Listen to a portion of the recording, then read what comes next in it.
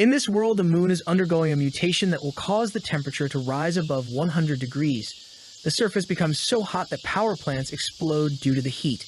You can't walk outside for more than 20 seconds without fainting, and the asphalt is so hot that if you touch it, you melt. With the whole world unable to leave their homes, supplies have become the most valuable commodity. Our protagonist survived for 5 years with his girlfriend. However, as soon as his supplies began to run out, she sent a guy to kill him before everything was depleted. But now, 5 years back in time before it all started, he has the ability to stockpile food and resources. And in this life, he will accumulate 3 billion resources and vows to be the cruelest person to seek revenge on everyone. But at this moment, our protagonist is on the bus where people are discussing how Mount Fuji has experienced an earthquake that killed dozens of people. And now their city is also being evacuated. The girl in the tight pink dress says they had to leave so quickly that she couldn't even buy supplies.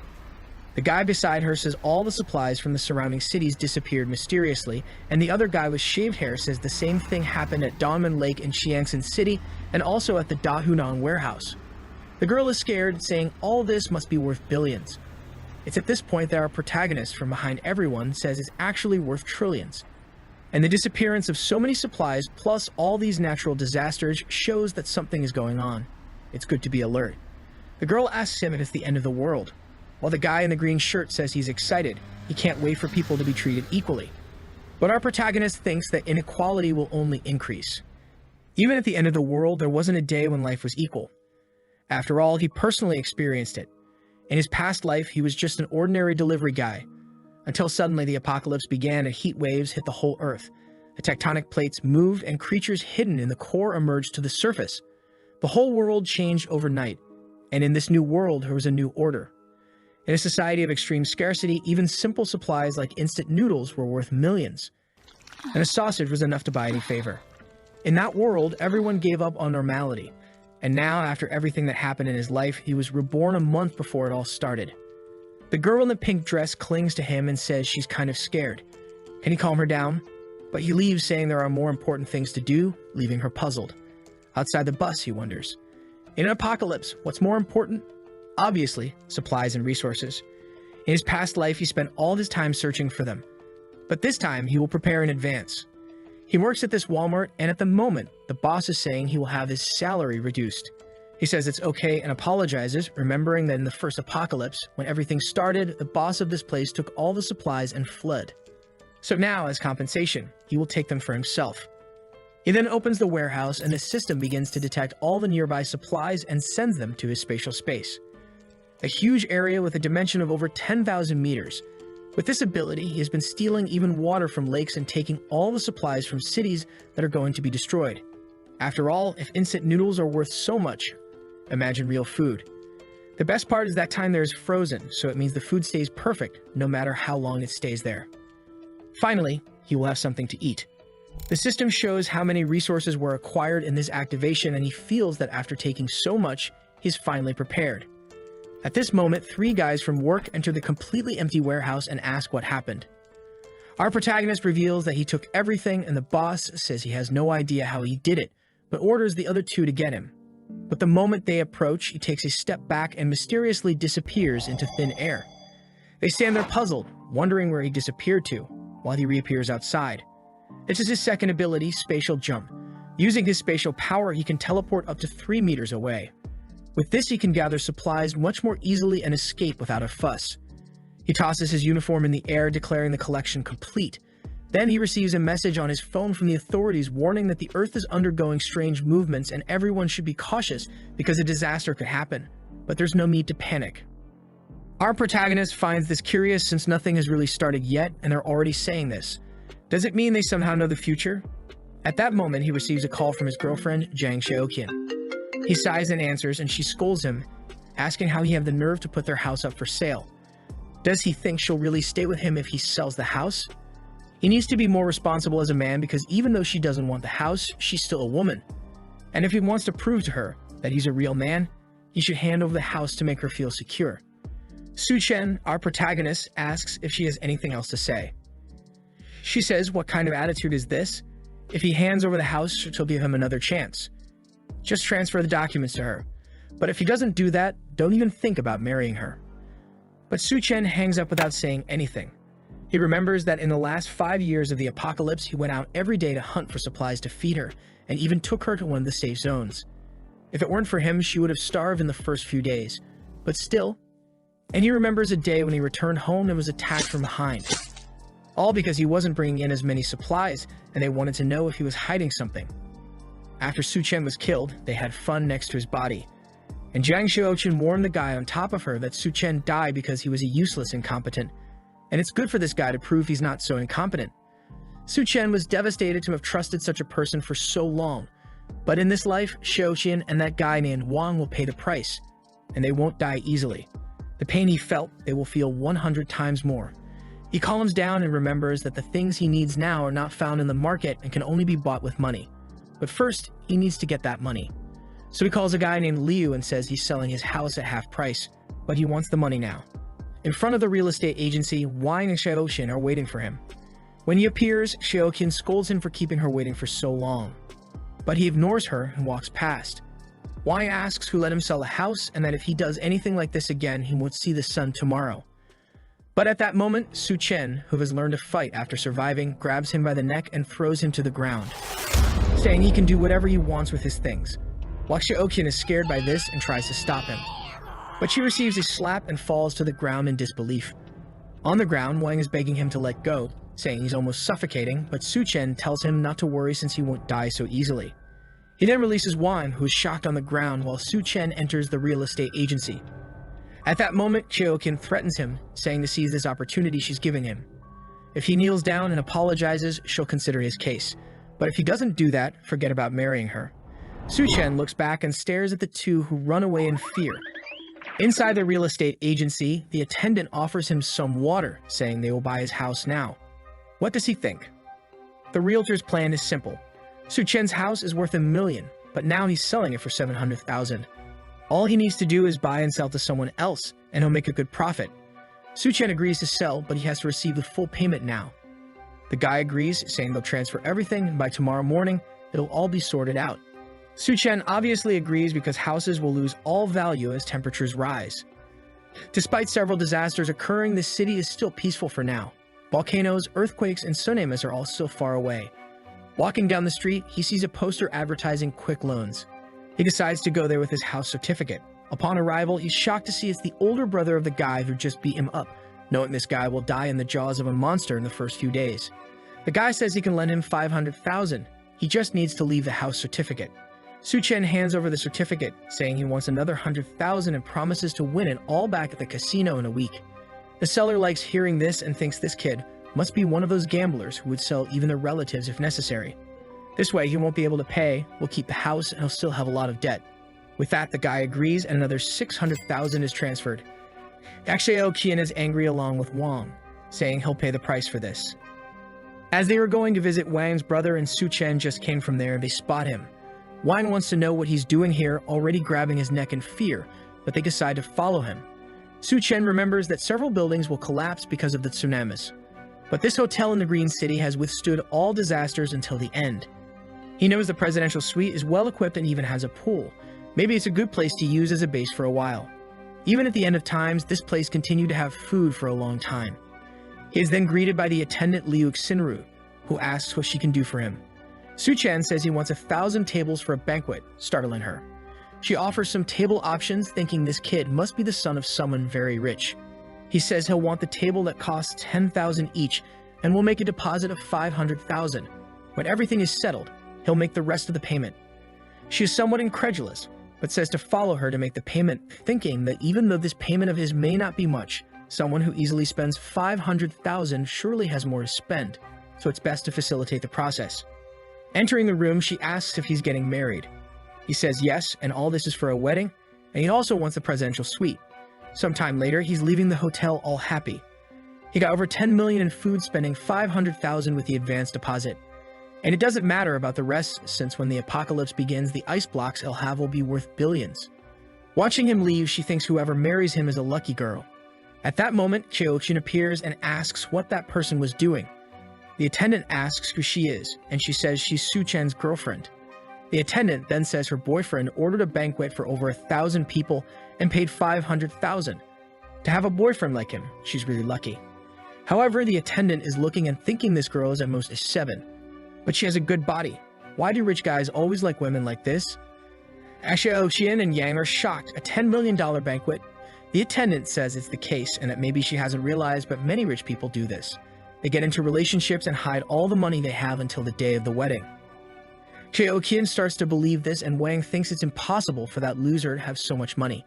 However, the attendant shows that she received the transfer of 500,000. On the street, Wang is asking Xiaoqian, who is he going to invite to a 1,000-person banquet? Now Xiaoqian is confident, saying, "You really don't understand, do you? He's trying to introduce me to the circle of millionaires he knows. Only then will he reveal my identity." Wang is wanting to become a mountaineer and venture into the mountains, but she slaps him. Thinking that she has to create as many opportunities as possible to stay with that loser while imagining herself as a wealthy lady in a chair being pampered, her eyes sparkle. She never imagined this scenario. She'll definitely have to marry Su Chen the loser, and that's too good. Meanwhile, Su Chen is just tallying up what he's done. 700,000 for the house, plus 600,000 loan and 500,000 for the banquet. And now that his name is about to be tarnished, taking out a bunch more loans wouldn't be bad. So he installs all the banking apps on his phone and starts taking out a bunch more loans. After creating over 80 accounts, he managed to get another 970,000. Now he needs to buy a fireplace, ice-making machine, ice blocks, smokeless charcoal, and a few other things that aren't available in the markets. With the amount of money he has, buying online with fast delivery is easy. These items are essential for surviving the extreme cold and heat that will occur. He then orders 2,000 tons of smokeless charcoal, and also calls an ice factory to make a reservation. As he's walking down the street, a girl calls out to him. She's a friend of Xiaoqian's and says Xiaoqian misses him. However, Su Chen knows this girl isn't up to any good, and has always spoken ill of him to everyone. So he tells her, "Miss me. She must miss my house, right?" Lena looks at Xiaoqian and says Su Chen must be testing her, and she has to realize how sad he was with her behavior. Xiaoqian then rushes to Shen to apologize, feeling embarrassed, asking if he can accompany her for a walk. She's not feeling well, and she was sad to have fought with him yesterday. But Su Chen ignores her and tells her to go for a walk alone. Xiaoqian is losing her temper, saying he's being too arrogant, and Lena says he's getting a taxi. It's good they follow him and see what he's up to. Meanwhile, Su Chen is arriving at the ice factory. The guy receives him, impressed that he's so young. Su Chen asks if the 2,000 tons of edible ice are ready, and the attendant says his factory isn't cheap, but guarantees extremely fast delivery. He just needs to pay a small portion, and they'll deliver everything. Su Chen then transfers 100,000 to him, and the seller informs that everything will be delivered in 3 days. Save the money, the attendant asks why he needs so much ice. Is he organizing an event? If he wants, they can cooperate in the future, and the price is negotiable. Su Chen says it's all for a charity event and leaves. At that moment, another taxi stops and the seller gets excited. But it's Xiaoqian wanting to know what that guy who just left was doing here. She's asking because he's her boyfriend. The seller is confused. Is this girl playing detective? What's going on here? He says he ordered 800,000 in ice. Both of them are shocked. 800,000 in ice. It's confirmed. He's a millionaire indeed to do something like that. Lena asks, did he tell you what he's going to do with so much ice? The seller thinks and remembers. He said he's going to donate it to charity. Both of them get scared without understanding the reason. The scene shifts to one of the city's fanciest restaurants. In his past life, he never enjoyed anything before everything was destroyed, and even having a coffee was a luxury. Looking at the menu, he sees it's all quite expensive. And on the last page, there's something for 17,000 with a question mark. He asks when it is, and the attendant says it's a special item made by their chef. Su Chen says it sounds good and places the order.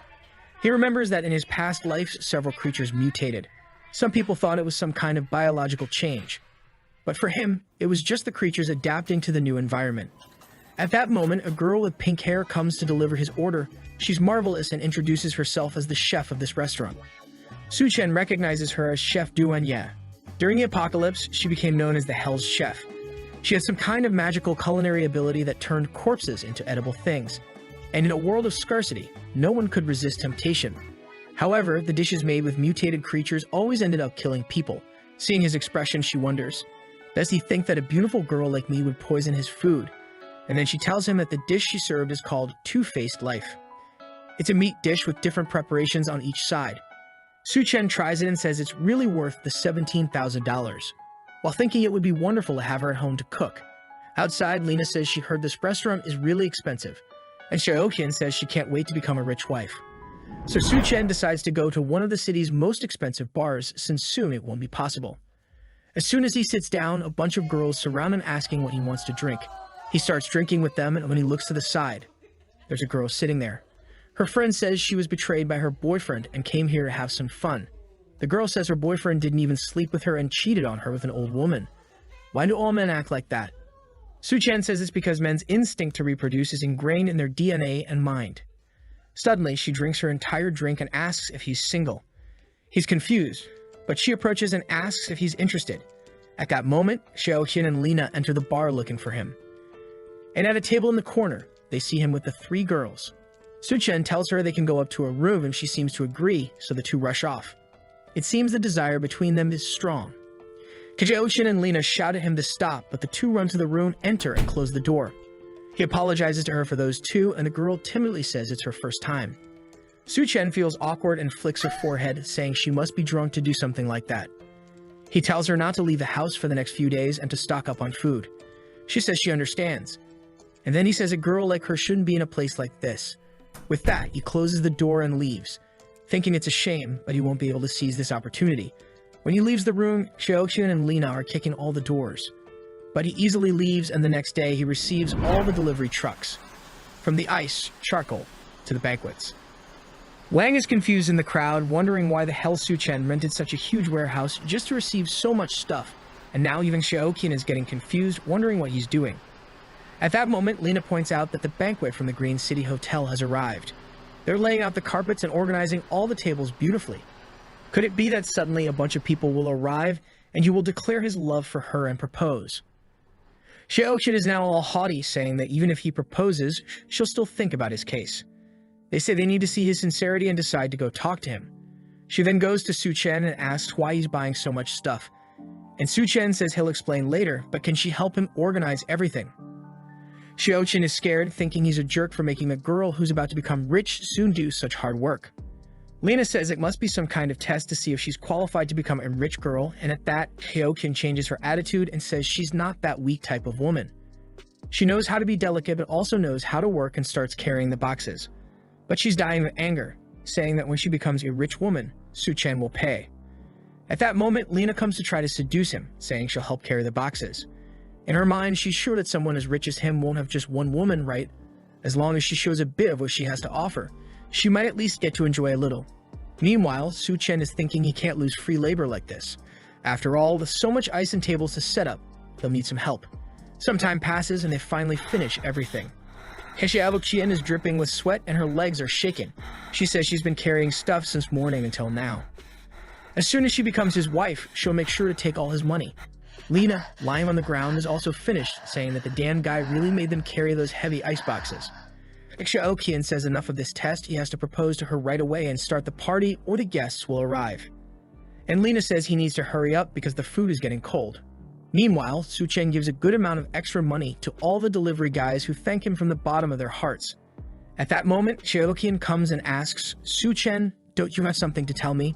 Su Chen says yes, he thanks her for the help, but unfortunately, there's no payment for them, so they can leave now. Xiaoqian is shocked and tells him to stop joking. The guests are already arriving, not to mention there are 1,000 tables. Why doesn't he just reveal that he wants to marry her so they can have a good life? Su Chen looks back and says that's impossible for him. After all, he's already sold the house and accumulated a bunch of debts. Does she really want to marry him? Lina says that doesn't make sense. How can someone with no money buy so much ice? Su Chen says he's only doing all this to help his very rich boss who wants to do a charity project. Xiaoqian loses her temper and anger and attacks him, saying he's been lying to her this whole time. He says he hasn't lied about anything, while she falls to the ground with a monstrous look, saying he's just a poor loser who can forget about marrying her. Su Chen says he's not interested at all, and she angrily leaves, saying he's a bastard and will regret it. When they both leave, he thinks they'll regret it once the apocalypse starts. He then closes the warehouse door to start storing everything in his space. With that, all preparations are finally ready. Back at the hotel with Wang Dahai, the guy he borrowed money from. Wan Hoyu pulls Xiaoqian aside and tells her not to pay attention to that loser Su Chen anymore. She should stick with him all the time anyway. She's gnashing her teeth, saying she's looking forward to his performance tonight. And Wang tells her not to worry, he'll ask his brother Dahai to deal with that guy for her. Kian thinks that Wang isn't really that bad after all, plus he has his influential brother. He's definitely better than that loser. Just then, Su-chen says she really throws herself at anyone. She's startled and asks what he's doing there, while Wang points at him and tells his brother it was this guy who hit him. Da-hai says he didn't expect it to be this guy here, and Wang asks if he knows that guy. Da-hai explains that this kid borrowed 600,000 from him and has to pay it back by tomorrow.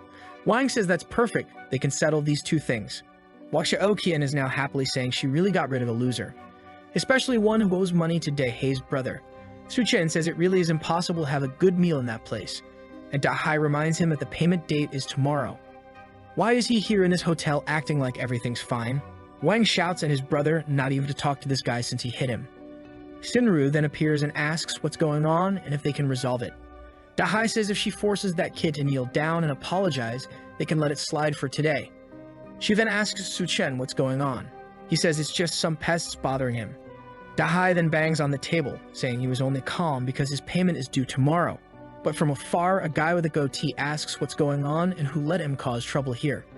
Su-chen and Da-hai recognize this guy as Gao Kang. Da-hai starts apologizing, asking what he's doing here. Gao Kang says he has important matters to discuss here today, and it's not for him to cause trouble. Da-hai knows this guy is an entrepreneur, but is involved in various underworld activities, and he has a lot of people under his command, so it's really not good to go against him. And with that, he apologizes, saying he'll come back later. Su-chen recognizes this guy as Skull Crusher, and in the apocalypse, this guy became one of the most powerful forces, and he even had the boss of Hell working for him. Su-chen remembers that this hotel was one of the first places where some people with powers appeared, and maybe he got so strong because of something that will happen here. Gao Qiang stares at him while Su-chen thinks whatever opportunity arises in this hotel, he'll seize it. Sometime later, Gao Qiang is taking Duan Ya to meet someone named Mr. Sun, and she asks what this guy wants to discuss with her. Mr. Sun says he was looking forward to meeting the wonderful Miss Duan and then serves her a drink. Duan Ya realizes there's something wrong with that glass, clearly containing some kind of drug. While Su-chen remembers in his past life he hid in the basement with Xiaoqian and barely survived. He never expected that in this life he would kick her and she would still follow him here. But this is the perfect opportunity for revenge. Looking at the pool where the two brothers are going to refresh themselves, saying that tonight is strangely hot, but it's worth it since the girls will come in bikinis. They then appear and look at the moon, saying it's strangely bright. It's shining as much as the daytime sun. At that moment, Wang declares his love for her, while Su-chen in the room says their love is really about to explode. With the glass to the moon, he welcomes the apocalypse. The moon then begins to tremble and emit a red aura. Everyone outside feels something strange and their skin begins to burn. They all start running back to the hotel, saying something's wrong. Why is the moonlight burning so much? Inside the hotel, people are confused. It's night, but it's very bright. At that moment, the three of them are running, and everyone is scared. Their skin is already red. They are desperate, looking for somewhere to cool down. They then see an aquarium, run to it, knock it over, and jump in to relieve the pain. The hotel staff ask what's going on and where is Da-hai's brother. At that moment, Wang remembers his brother, who appears at the door with his skin all burnt. In the room, Mr. Sun is asking Duan why she's not drinking, and Gao Qiang says they prepared a banquet, so why don't they go there now? But Mr. Sun tells him that in this city, nobody can refuse to drink the wine he pours into the glass. Duan gets angry, thinking Gao Qiang set her up. He's so eager to raise his social status that he handed her over to this Mr. Sun. She knows this Sun Debiao very well. He's a guy who's invincible in the city of Shangu and has harmed many women. And today she became his target. She's absolutely sure there's something wrong with this wine, so she can't drink it. But what will she do? Right at that moment, the moon starts burning the three of them, and they close the curtain wondering what's happening. Mr. Sun says they'd better go down to understand better, and Duan feels relieved to get out of the situation. In the lobby, Shinru is trying to calm everyone down, saying the rescue teams must be coming. Gao Qiang asks one of his henchmen what's going on. He explains that suddenly the moon shone red and the temperature outside rose by over 70 degrees. In the news, they're saying that a lot of people have already been injured and burned. Mr. Sun calls the minister and asks them to send someone to pick him up.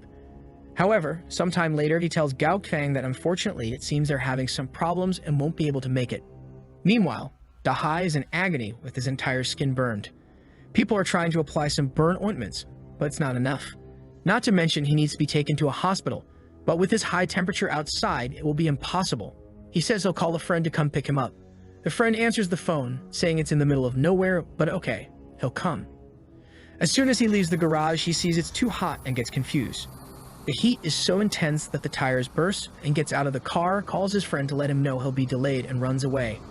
However, the sole of his shoe melts and he slips and falls to the ground.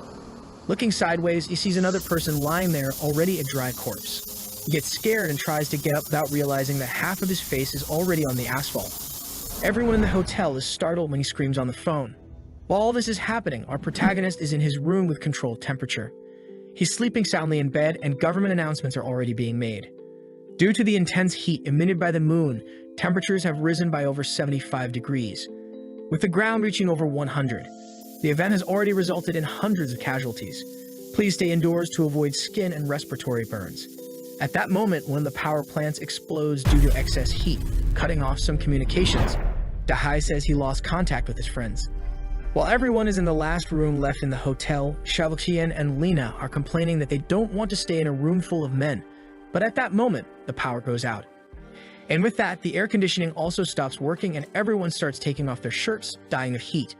Xiaoqian remembers that Su Chen's room has a pool. Meanwhile, our protagonist is swimming peacefully. He already knew the power would go out because of the explosion in the power plants. And that's also why he chose a room specifically with a pool, in addition to vertical air conditioners and giant batteries to ensure the temperature. But he's also missing some ice here.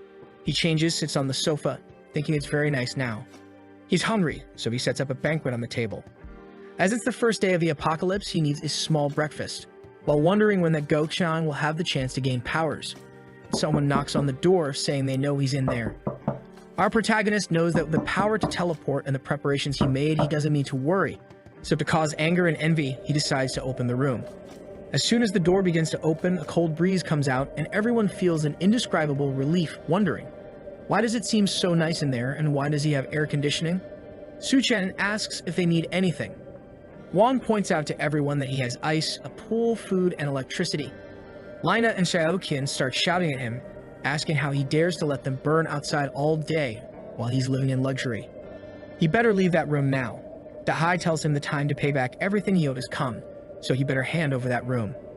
But the moment he steps into the room, he takes a shot in the stomach.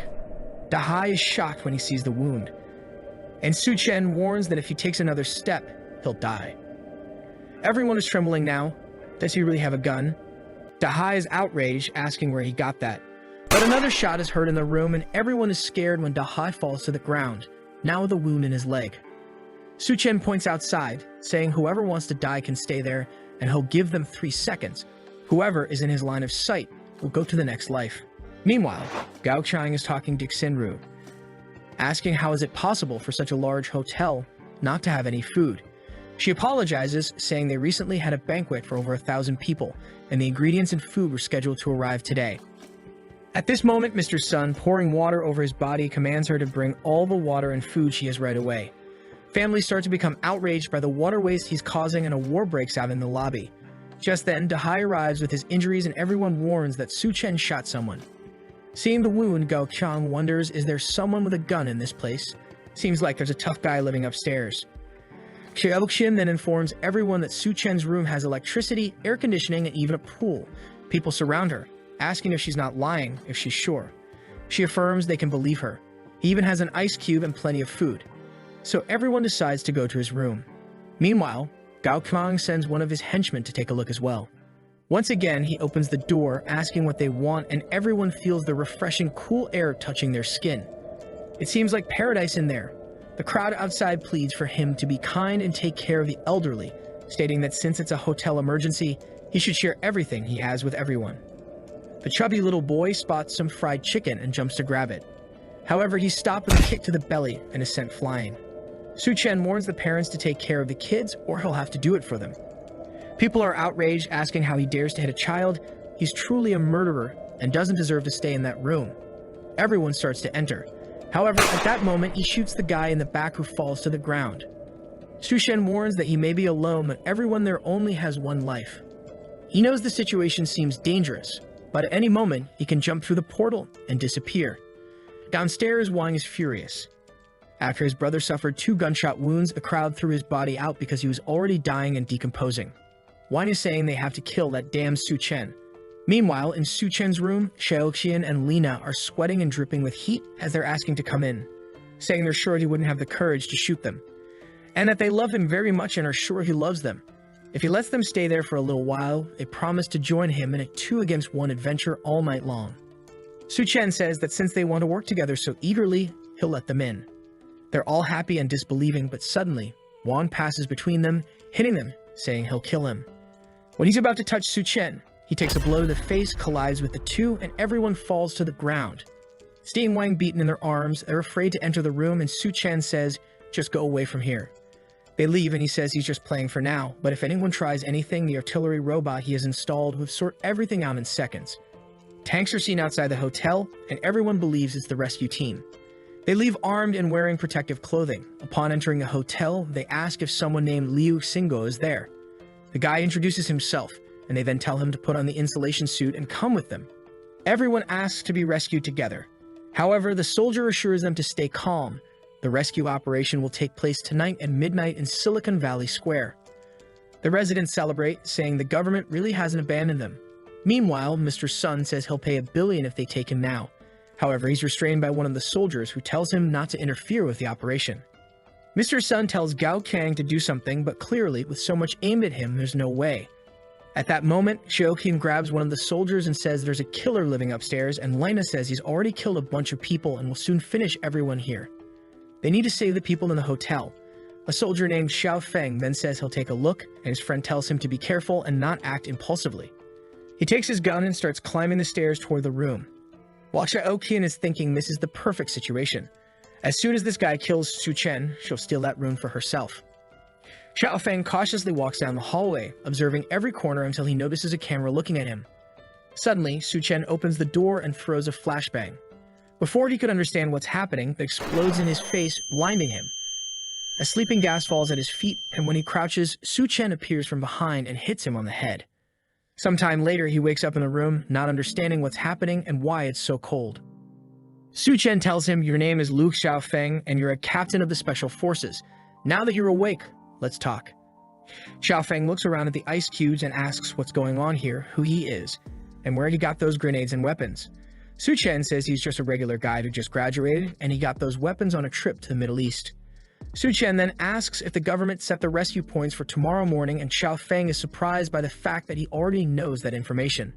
Su Chen realizes it's all going to be the same as in the past life and warns Xiao Feng that even though the temperature is lower at midnight, people can't stand more than 10 minutes outside. The vast majority will die just trying to reach the rescue point. Xiao Feng says they have no choice since many people are starving in their homes who can't stand the heat anymore. Their only chance is to reach the rescue point, and since it's difficult to modify the vehicles, there's no time to rescue everyone indoors. At least if they put some blankets over their heads, maybe they can make it. Su Chen then suddenly puts his hand on his shoulder and points the gun. Xiao Feng asks him to calm down and says all he wants is to at least warn everyone to go with blankets. Su Chen then cuts the rope and says he's free since he respects the fact that he's saving lives. But it's good he doesn't try to come in here again. Xiao Feng asks if he's not afraid he'll come back with other people, but Su Chen shows him there's no need to be afraid. And Xiao Feng recognizes it right away. It's a camera with facial recognition and a built-in automatic machine gun. He wants to know where Su Chen got it, but Su Chen says he already said the Middle East. Now he better leave the room because he doesn't have time to deal with this anymore. Xiao Feng accepts and leaves back to the tank. Mr. Sun gets angry, thinking that not even the damn soldier could deal with the guy. He hits Gao Qian, saying he really can't do anything. Gao Qian's henchmen ask if they really won't do anything and will tolerate this guy. Gao Qian explains that after everyone is rescued, they'll still need the connections. It's dangerous to act now. At that moment, Su Chen appears and says, "In times of chaos, you're still dreaming of restoring order." The henchman gets angry, but Gao Qian tells him to calm down and asks why Su Chen came down. Su Chen then shows a bucket of ice, saying he came here to negotiate. The henchman tells Gao Qian it's good to kill that kid now and take everything he has in the room. But Su Chen points the gun, and the guy gives up the idea. Gao Qian then says they should talk business, and he hands over the edible ice to both of them. When they eat it, they're impressed with how delicious it is. Gao Qian now also wants to kill Su Chen to take everything he has. But first, they'll meet his demands. At that moment, Mr. Sun kicks him in the stomach, saying he's a damn liar for hiding those ice cubes and starts stepping on him, saying if he hides anything else, he'll die. Gao-kun is losing it, and Mr. Sun sees Du-won sitting, saying she's a very modest girl. Everyone is about to die of heat, and she hasn't even had the courage to take off her clothes. But he grabs her arm, saying he's tired of seeing her attitude, and he's in the mood to do certain things, so she better follow him. Du-won slaps him in the face, calling him a bastard. But suddenly, Sun rips her shirt, saying for her disobedience, he'll take advantage first, and then everyone will do what they want. She falls to the ground scared, and he says she's sweating a lot and he's just doing her a favor. Until Gao-qian appears behind him, saying enough of this. Sun turns to say something, but Gao-qian punches him in the neck with a closed hand, breaking it instantly. He falls to the ground dead, and Gao-qian says Su-chen is right. Indeed, this place is already chaos and people like him have to die with it, and then warns that this place is now under his control. Whoever doesn't want to obey will go to the rescue point or die here. Upstairs, Su-chen observes, saying that apparently his words were effective. Gao-qian was already the boss of this place in the past lives, so he just sped things up. And with that, the two of them have already been thrown out. Gao-qian then starts drinking the ice Su-chen gave him, while Xiaoqian and Lina beg for a little peace, saying they'll do whatever he wants. He throws it to them, saying it's okay. He'll give them some, but they better obey any demand. His henchman asks if they're not going to the rescue point, and Gao-qian says it's too far. It's not certain they'll survive. The henchman asks why he wants these women if they're running out of resources. Gao-qian says it's all part of a plan to deal with Su-chen. At midnight, Lina and Xiaoqian try to leave, covering themselves with blankets, but the henchman comes and takes everything off them. Xiaoqian asks what he thinks he's doing, but the henchman warns that now that they've taken the ice, they'll have to stay with him for a while. Those who decided not to obey Gao-qian because he didn't provide supplies are trying to reach the rescue point. But even though it's midnight, the ground is much hotter than they imagined. They're trying to protect their feet with a piece of wood, but it makes it difficult to walk, and one of them stumbles. Upon contact with the ground, their hand and face melt, leaving the survivor behind to die. Meanwhile, Dahei's body, which was burning on the ground until now, wakes up with red eyes. From the balcony, Su-chen observes everything, remembering that in the past life, he almost died on this walk. Xiaoqian and Lina say they can do whatever he wants, but why don't they at least go to the room? The henchman says they're being too shy, there's no need to try to hide. But suddenly the glass shatters, and the two chubby guys who were burned come running after everyone. Wang thinks they're zombies and asks if they'll turn too if they're bitten. Gao-qian says they need to figure it out, then grabs him by the neck and throws him to the two creatures. Wang's back is burned just by making contact with the creatures, and Su-chen appears with a blade, telling everyone to get out of the way. The henchman can't believe he wants to deal with these monsters, and Gao-qian is eager, thinking that as soon as Su-chen kills the two, he'll kill him and take everything from him. Su-chen knows that bodies exposed to heat turn into zombies, but they don't share any virus. You could say they're more like drought demons. The difference is that these demons retain some memories from their past life. Su-chen stands still, and Mr. Sun passes by him and goes towards Gao-qian. That's because he was killed by him. But Wang Dahei was killed by Su-chen and attacks him. However, seeing this situation, he's sure that the chance for Gao-qian to awaken some powers by killing Mr. Sun. So he goes in his direction and cuts off his chance. A purple crystal comes out of his body. And that's a kind of core that can evolve a human body. He grabs the crystal, jumps back, and pushes Dahai towards everyone. With that, he goes up the stairs and tells them to have fun. Gao-qian grabs the guy on the ground again and throws him towards the creature. Back in his room, Su-chen says these crystals are extremely rare. He puts it in a glass and drinks it since that's the absorption method. The body extracts the energy from the crystal and strengthens itself. His eyes turn red and he starts screaming while all his clothes burn. He falls on the ground on top of an ice block, while in the lobby the drought demon has finished all their water. Now without anything to drink or eat, Lina wants to escape. But the henchman stops her, saying she's not going to run away. At that moment, Lina says they should use Xiaoqian. She was Su-chen's wife, and if they throw her at the door, it's certain he'll open it, and then they can try to steal something from him. The henchman says it's a great idea, and Xiaoqian says she'll help, but she wants to eat meat first. The henchman says there's no meat since the refrigerators have been off for days. Gao-qian looks at her and asks if she wants meat, then he has a solution. They restrain Lina, and he warns her that if she wants to, she'll have to do it. Xiaoqian is shocked, asking if he means they're going to eat her meat. While Lina is trembling, Xiaoqian is going towards her. Lina pleads, saying, "What are you doing? You're not going to do that, are you?"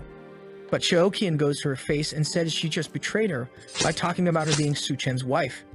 Since she did that, she deserves it, and then strikes 3 times. Gao-qian and the henchmen are even scared to see how she did that without hesitation. Xiaoqian is going crazy, saying that when she's full, she'll go up and drink Su Chen's blood. The henchman looks at Gao Qian and asks if they're really going to do that. Gao Qian says to call the boss Duan quickly, or else they'll dry up. Meanwhile, in the room, Su Chen is jumping around with his new body. Not only is he more resistant to heat, but he's also more agile and strong. At that moment, he sees Duan at the door.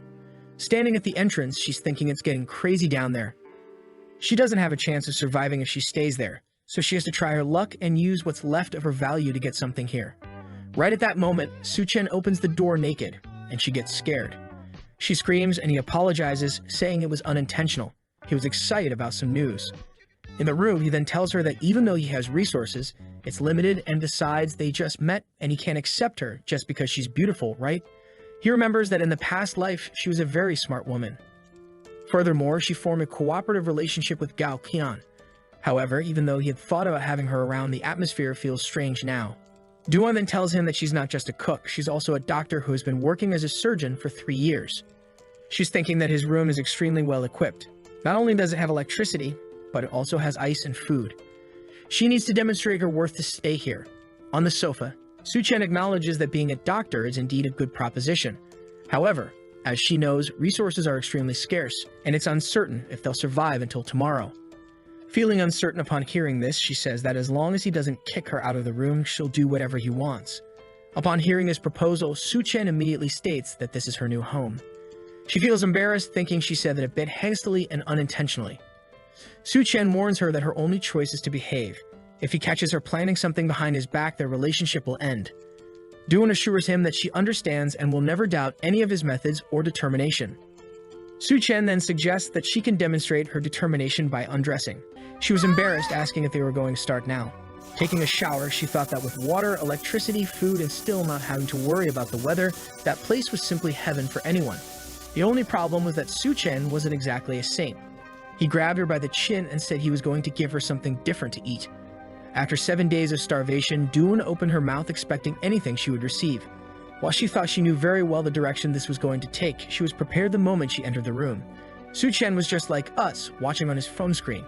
With a mischievous smile, he said he wasn't doing that just to spy, it was to prevent her from doing improper things. She then came out of the bathroom wearing heels. Heavens above, thank goodness she's a doctor, because I'm sure that some hearts stopped. She even asked Su Chen if it wasn't too short. He told her to turn around and she blushed. And with that, he analyzed it in an extremely meticulous clinical way and concluded that it was perfect. Suddenly, someone was knocking on the door asking for help. It seemed to be Gao Fang holding Xiao Kang, but he had big teeth. Duan said he couldn't open the door since those guys had eaten Lena down there. If they let them in, they might be eaten too. Su Chen asked her if they really had eaten someone. Outside, the 3 guys were restraining Xiao Kang, while Su Chen appeared in the background telling them not to break people's doors. They looked at Su Chen with a bunch of veins on their faces and giant teeth. It seemed like everyone was transforming. What Su Chen didn't know was that there was a guy right next to the door. Suddenly, he attacked with Minecraft blade right in Su Chen's face, but he easily grabbed the arm and managed to immobilize the guy. Gao Chang and his henchmen were halfway transformed and couldn't believe he dodged that. Suddenly, Xiao Chang broke free from them and ran towards Su Chen. She reached out for help, saying he needed to save her, but he grabbed her by the neck and clearly she was also transforming. And Su Chen explained that those who consume human flesh in this new world now transform. So clearly she's no longer human to be saved. Gao Fang said it was the end of the world, so it didn't matter if they were eating someone as long as they could survive. And Xiao Kang, even immobilized, said the meat was delicious and her body was filled with energy. She tried to attack Su Chen, saying she was eager to taste him, but she received a kick and was ejected from the door of the room to the other side. It broke even the window, falling outside the building. But she managed to hold on at the last moment and started climbing, saying that Su Chen wouldn't get away so easily. But that's when she noticed it. She was getting hit by the scorching sun and started to burn. Su Chen was calmly with his hand in his pocket, while the 3 thugs ran towards him, saying he couldn't be given the chance to pull out a weapon. But calmly, Su Chen asked why they thought you would waste bullets.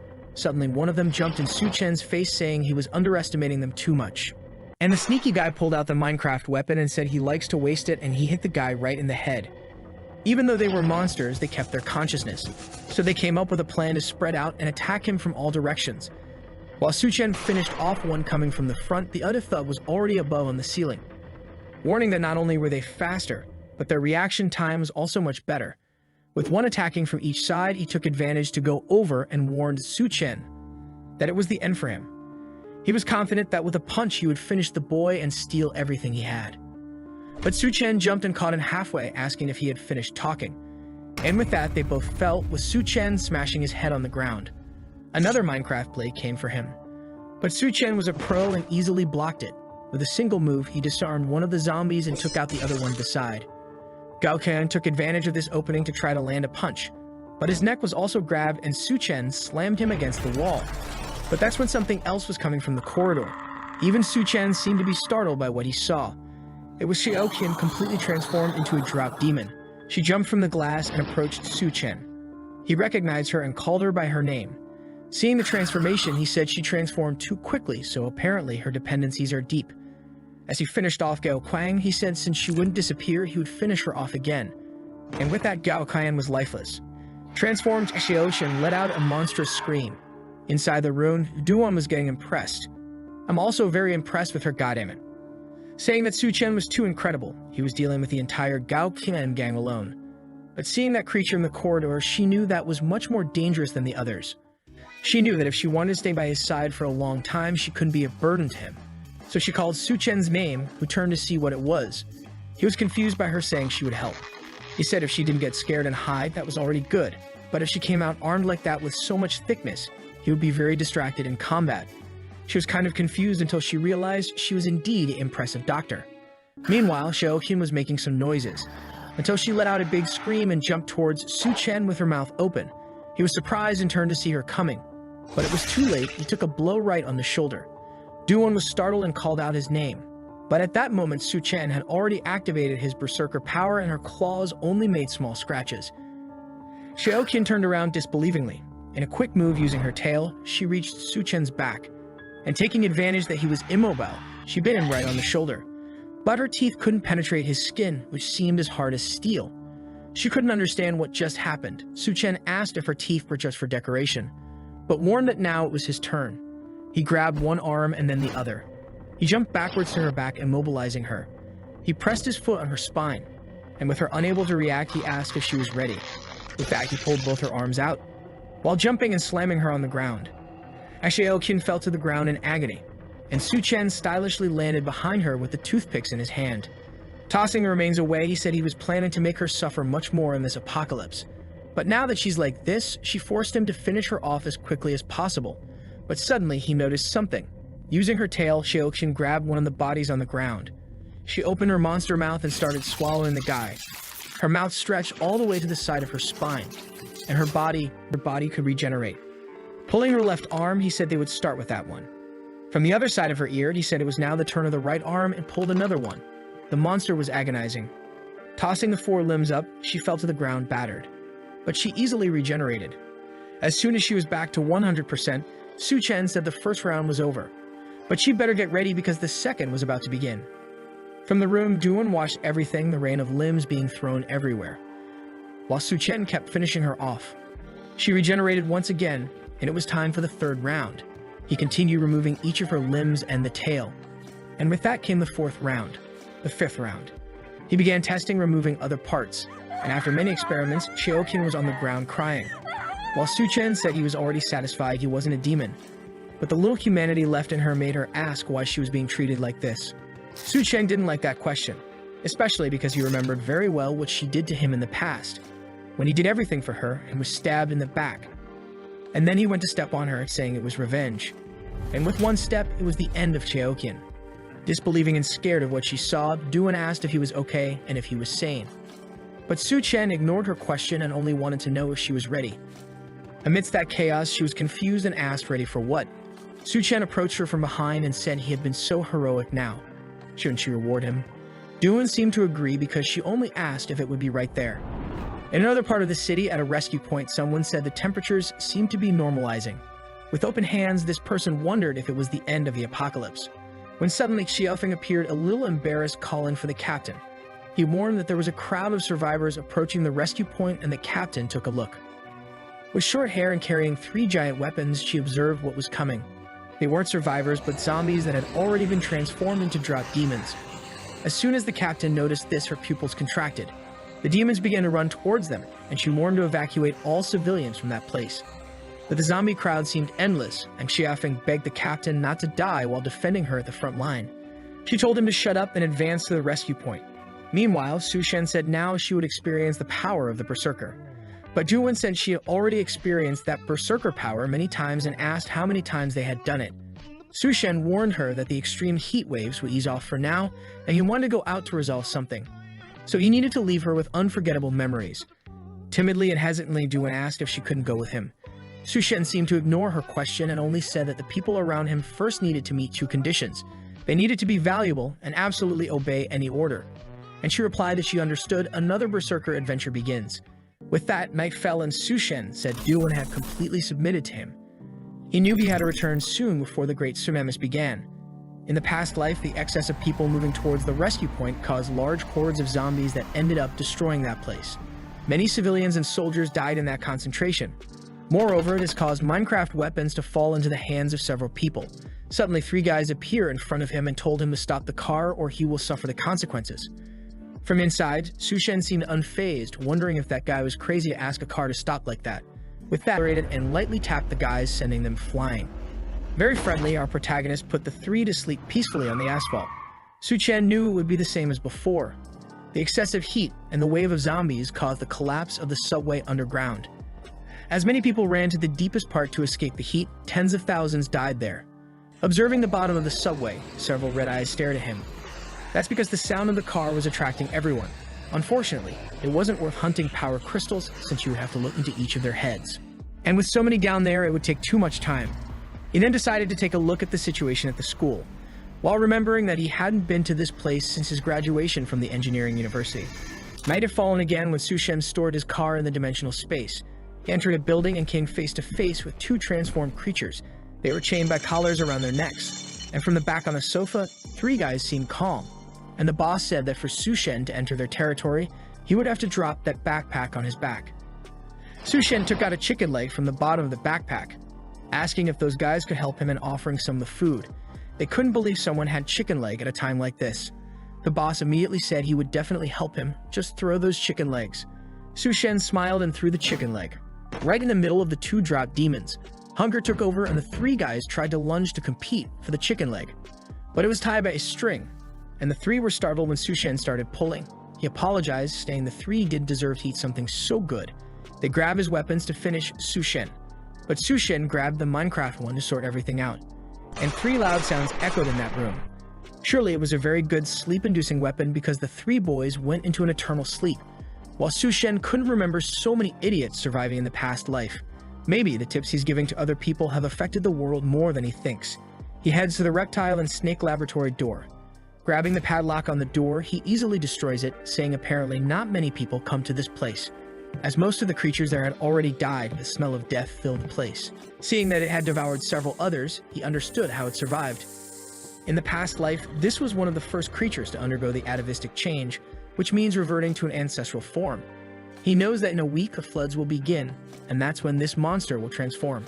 If he can't prevent it, it will cause a lot of trouble.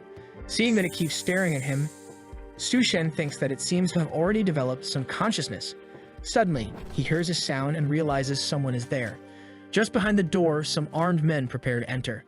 They shout that they know Su Shen is inside and order him to come out now. The protagonist calmly comes out, saying he's at a critical moment and can't be disturbed. However, suddenly he notices something. A girl with gray hair approaches, and the guys seem to recognize her.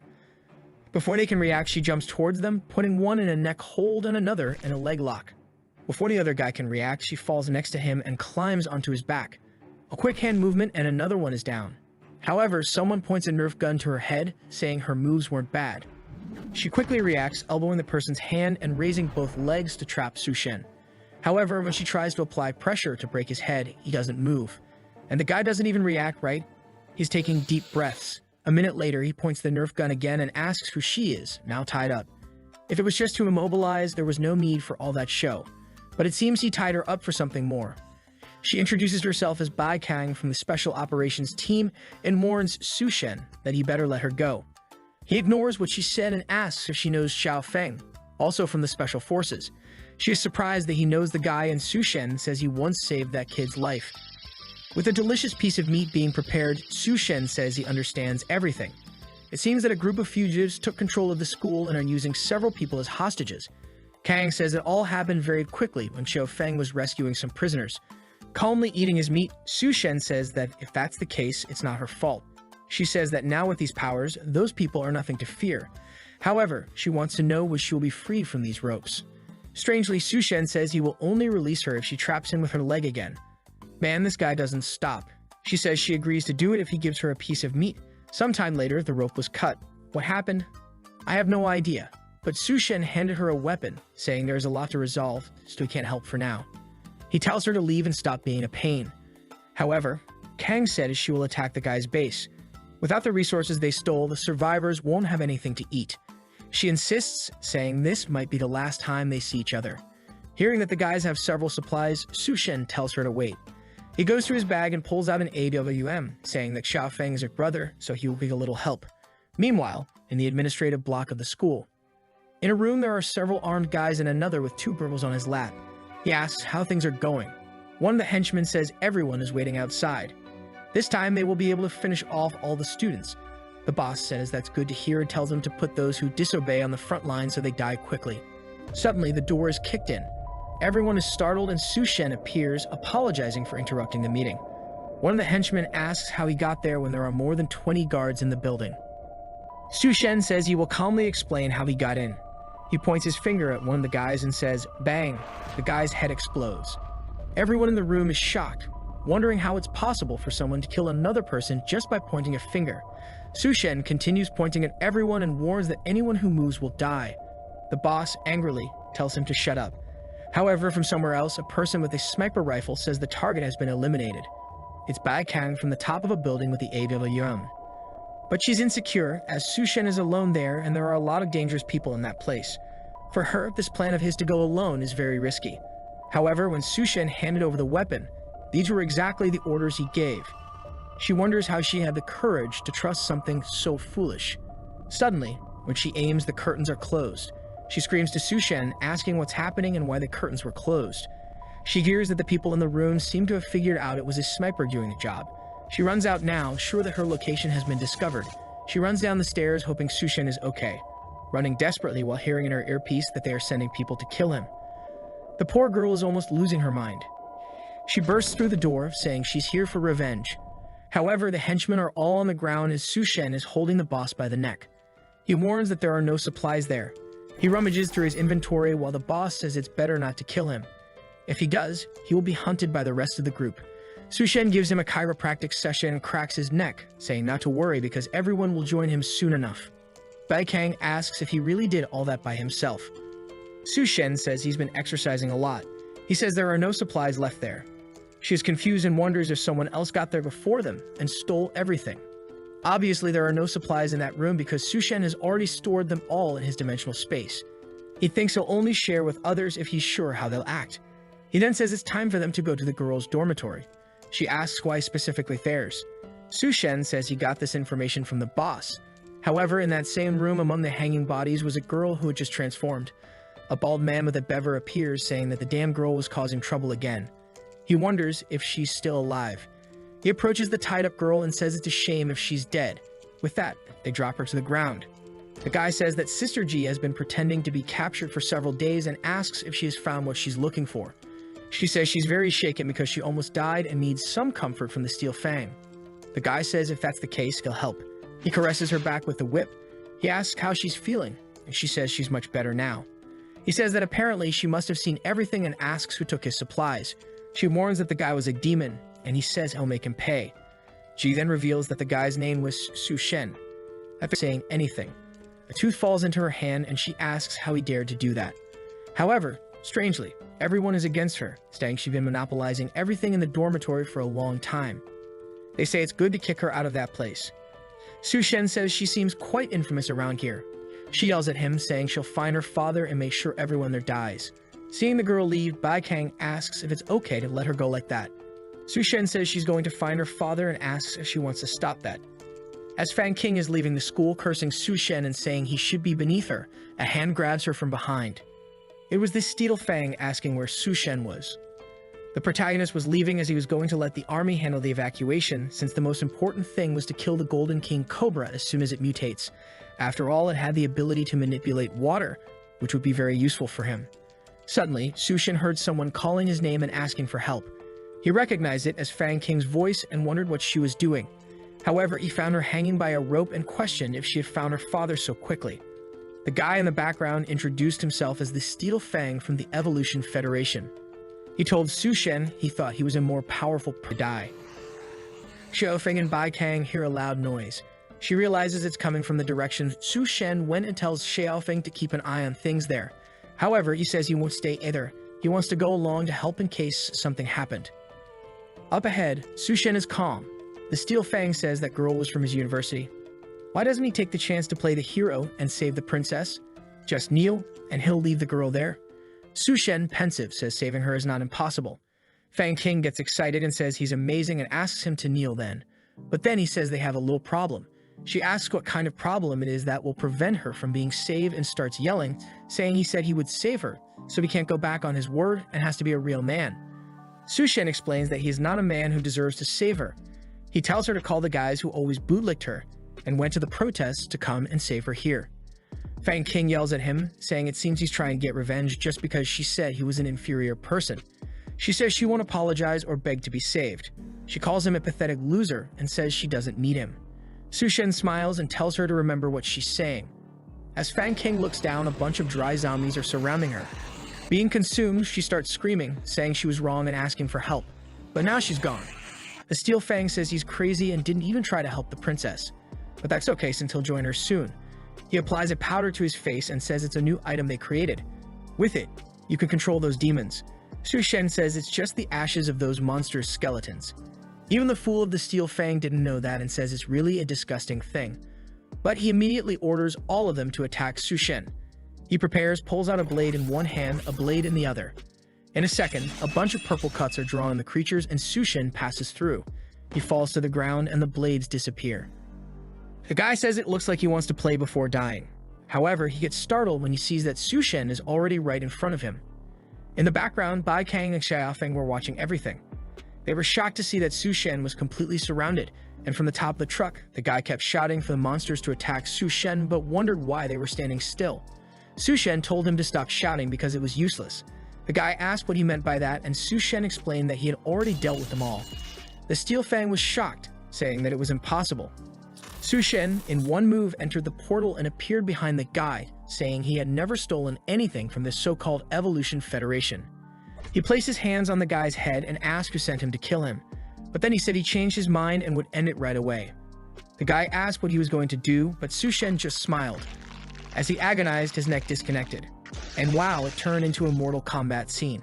Seeing all that, Bai Kang knew it was impossible for someone to train and become so strong.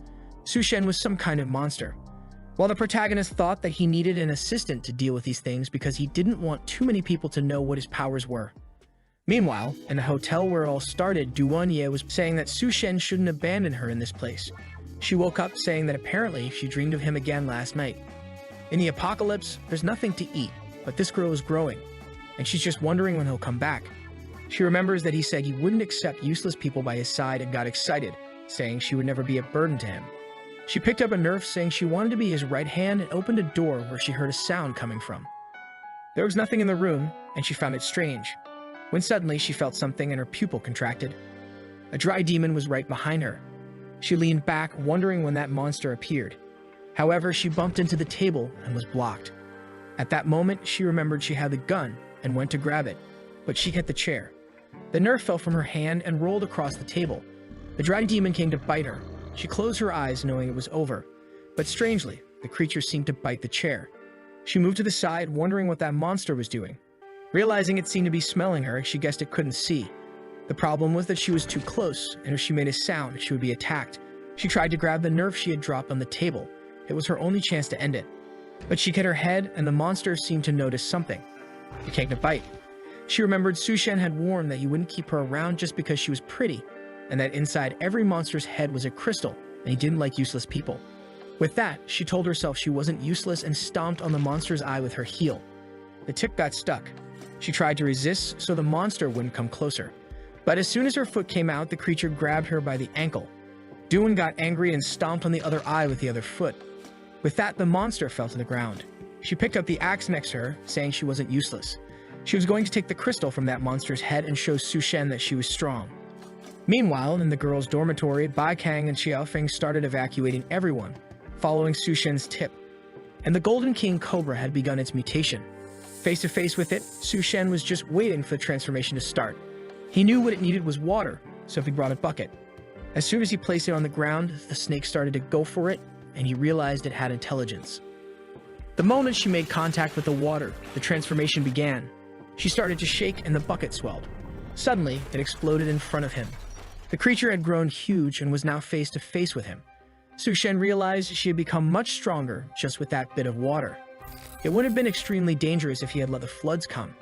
He drew his blade and warned that if she submitted, he would consider making her a pet. But suddenly, she flew toward the window. Su Shen realized that the creature was more intelligent than he had imagined and jumped outside where the creature seemed to want to escape. Seeing this situation, he knew he had no choice. So he jumped with the sword in hand and tried to stab her head, but the blade broke. Her scales were much more resistant than he thought, and the snake came to bite him. But he calmly jumped towards her, saying that if a blade didn't work, he used his fists. With that, he punched her head into the ground. She took advantage of his distraction to try to wrap her body around him. Immobilized, he said she was quite treacherous and prepared to finish him off, making Su Shen realize that everything so far had been part of her plan. She then came to end him.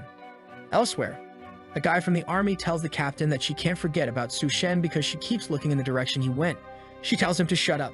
However, he warns that if the guy went alone, he would die. But Bai Kang says it's impossible. She is sure that Su Shen is much stronger than he appears. It's almost as if he were an untamed monster in this apocalypse. A hand comes and stops the snake's strike. Su Shen asks if she really thought she would defeat him with that. He says he knows very well the regenerative capabilities of snakes, but what he's going to do is different. Then he pulls her by the head, throws her aside, and splits her body in two. With that, he finds the crystal he was looking for. From inside it, he extracted the crystal and mentioned he was curious about what ability he would gain. The rising tide started to flood the city. People had nowhere to escape, and only the extremely tall buildings remained above water. However, Su Chen, who had just absorbed the water snake's core, was calmly diving. Scales appeared on his body underwater, and he also felt stronger there. Strangely enough, even without using his mouth or nose to breathe, he wasn't suffocating. It was as if his skin was capturing oxygen, and he realized it was a very useful ability. He knew it wasn't exactly the water manipulation he expected, but it would be highly beneficial. Since the water had come from the hotel area, he couldn't go against it and return there right now. Seeing the ashes on the horizon, he knew the volcanoes had reached their peak eruption. Once the sky cleared, the Earth would enter a glacial period. At this rate, no one would survive without evolved abilities. But he also vividly remembered the numerous factions that emerged when the floods began. The Northern Territory was dominated by the snake he killed, and also by the Corpse Woman. The southern part was dominated by the Cannibal Clan, and the eastern part by the Rat King and his army. The western part had been dominated by Gao Qiang and the people of the Green Hotel. In his previous life, he almost died at the hands of each of these groups. But in this life, he had already dealt with Gao Qiang and the Snake King.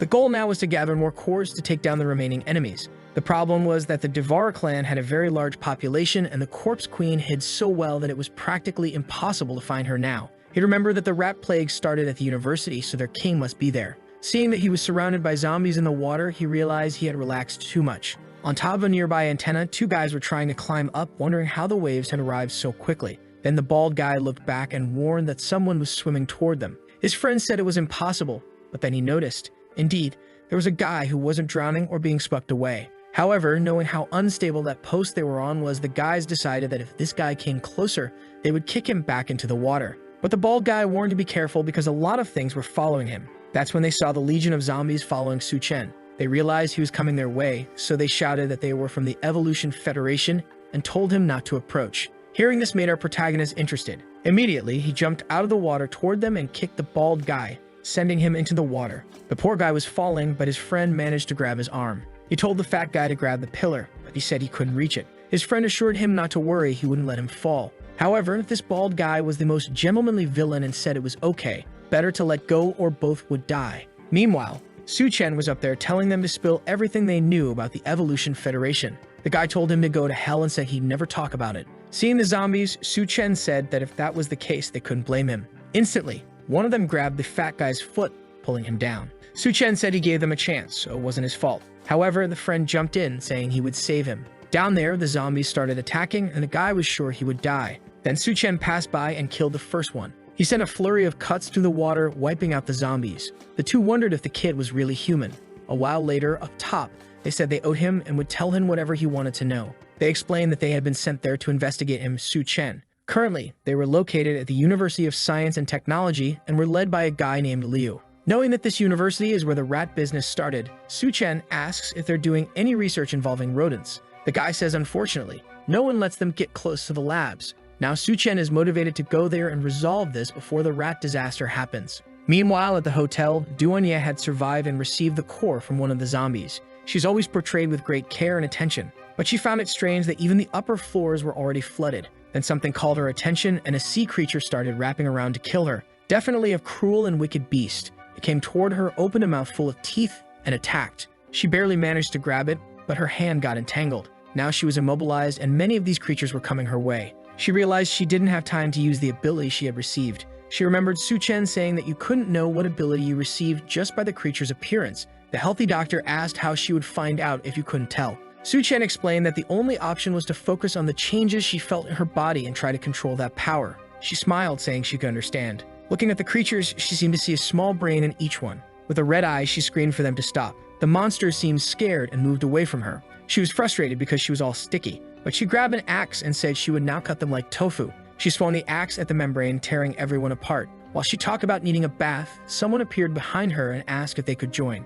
She turned angrily, but it was Su Chen in an oxygen suit. She realized it was him and jumped on the boy, celebrating his return. She noticed his oxygen suit and stepped back, apologizing. A while later, they went to take a bath to clean up after a lot of fighting. He asked if she had really received an ability, and she seemed pleased that he mentioned it since she was no longer useless. Our protagonist questioned what the effect was, and she said it was some kind of control over cells and minds. Su Chen immediately wanted to know if it was something possible to use to change the visual of food as an example, and she said she would practice first. He wanted to know what this practice was about, and his mind was taken over, and now he saw her in a combat outfit with extreme protection. He then activated his power to undo her mental control and said he would make her practice that ability a lot. A shot and two creatures died. It was Su Chen telling Duan that she had to control her mind and have a steady aim. He then left, saying he would give her half a day to get used to the ability. He asked if she was from the medical university. She said yes, and he said she would join the next mission. It was time for her to show some usefulness. While sailing through the city on a boat, she asked if it was okay to wear that extreme protection armor. Su Chen said yes, because no one would do anything to her if he was there. She wanted to know why he wanted to go to the science university, and he said he wanted to see a friend, wondering if he had survived. She told him not to worry because good people have good luck. A while later, she notified him they had arrived. The place was barricaded, but she said that was the science university. Su Chen noticed something that a guy appeared on the wall and shot at them. Our guy protected her, and from the top of the wall, someone asked what they were doing there. Su Chen wanted to know where the mutant rat that was supposed to be born in that place was. He said he wanted to join the Evolution Federation and asked them to open the gate. The chubby guy said the rabbit girl could enter, but the guy had to disappear. However, Duan showed a plate of smoked pork and asked to let them in. Immediately, the chubby guy went crazy, saying it was impossible for such a thing to exist in this world. He ordered the men to open the gate now because they hadn't seen meat in a long time. So they entered with the boat. The guys approached the dock demanding the meat immediately. While they argued over who would eat, Duan's eyes were red. The guy thought he was eating roasted pork when it was actually a zombie's arm. They are then led along the way with the guy explaining that everyone helps each other in this base. The first floor is for children, the elderly, and those who are otherwise useless. But they would be going up. Suddenly, a child bumps into someone and falls to the ground. The guy scolds her, asking if she doesn't know how to walk. The child apologizes and Duan picks her up, saying she looks starving. The girl says she hasn't eaten for many days and Duan offers her a piece of bread. Even though she's hungry, the child asks if her bunny sister will go hungry if she takes it. Duan is confused about this bunny sister business and Su Chen says that she won't go hungry. The child tells him to stop lying because everyone is hungry these days. Su Chen gets angry. He can accept doubts about his character, but not his strength. Immediately, he pulls out a feast in front of everyone and tells her to eat. The people are confused and Duan puts the bread in the girl's mouth. But then a group approaches, asking who is cooking there. It's one of the groups that control the place, kicking everyone around and saying that food must be exchanged for contribution points. Seeing the child eating, they say she's breaking the rules. The girl cries to Duan, who tells her not to worry. She looks at Su Chen, who seems to signal her. Something catches the guy's attention. Duan extended her arm and produced a lot of food, saying she prepared it for them. Clearly using her power, she told them not to leave a single piece, Seeing all the meat, the guys dive in, saying it smells amazing. They start eating,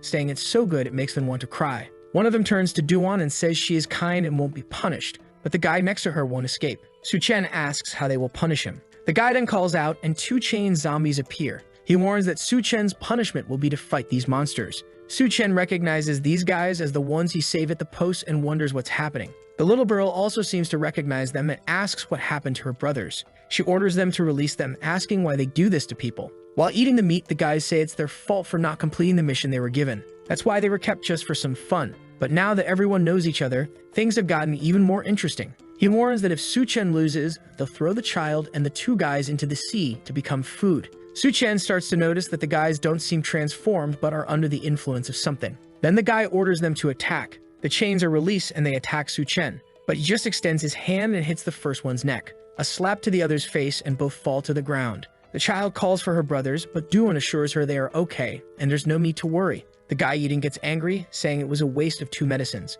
But since Su-chen won, he will give him the chance to hand over all his supplies and he will pretend this never happened. Our guy wants to know what happens if he doesn't hand over anything. The guy angrily asks if he doesn't know the rules there. They have to follow everything Chief Liu says and hand over supplies or they can't stay there. Su-chen realizes these guys create a point system to make people give up everything they have. He says that's fine, but the problem is the rest of his food was devoured by the guys. Then a giant fat man appears in the background, saying if Su-chen wants points, he just has to work for him. The guys recognize him as Captain Go and Duan is scared. Some gag slaves are carrying him on a throne with a girl. He says food is free and accommodation and even a salary are possible working for him. But at that moment, one of the slaves trips and falls to the ground. Go notices this, pulls out his spear and lightly taps the slave's back. This shocks our duo and the guy says as they can see, vacancies are always opening up. He arrived at the perfect time to replace that guy. Besides, if Su-chen hands over the rabbit girl, he'll get noodles until he dies. Warning that it's a huge sacrifice since there is no more production. Not to mention, he's already tired of the woman he has.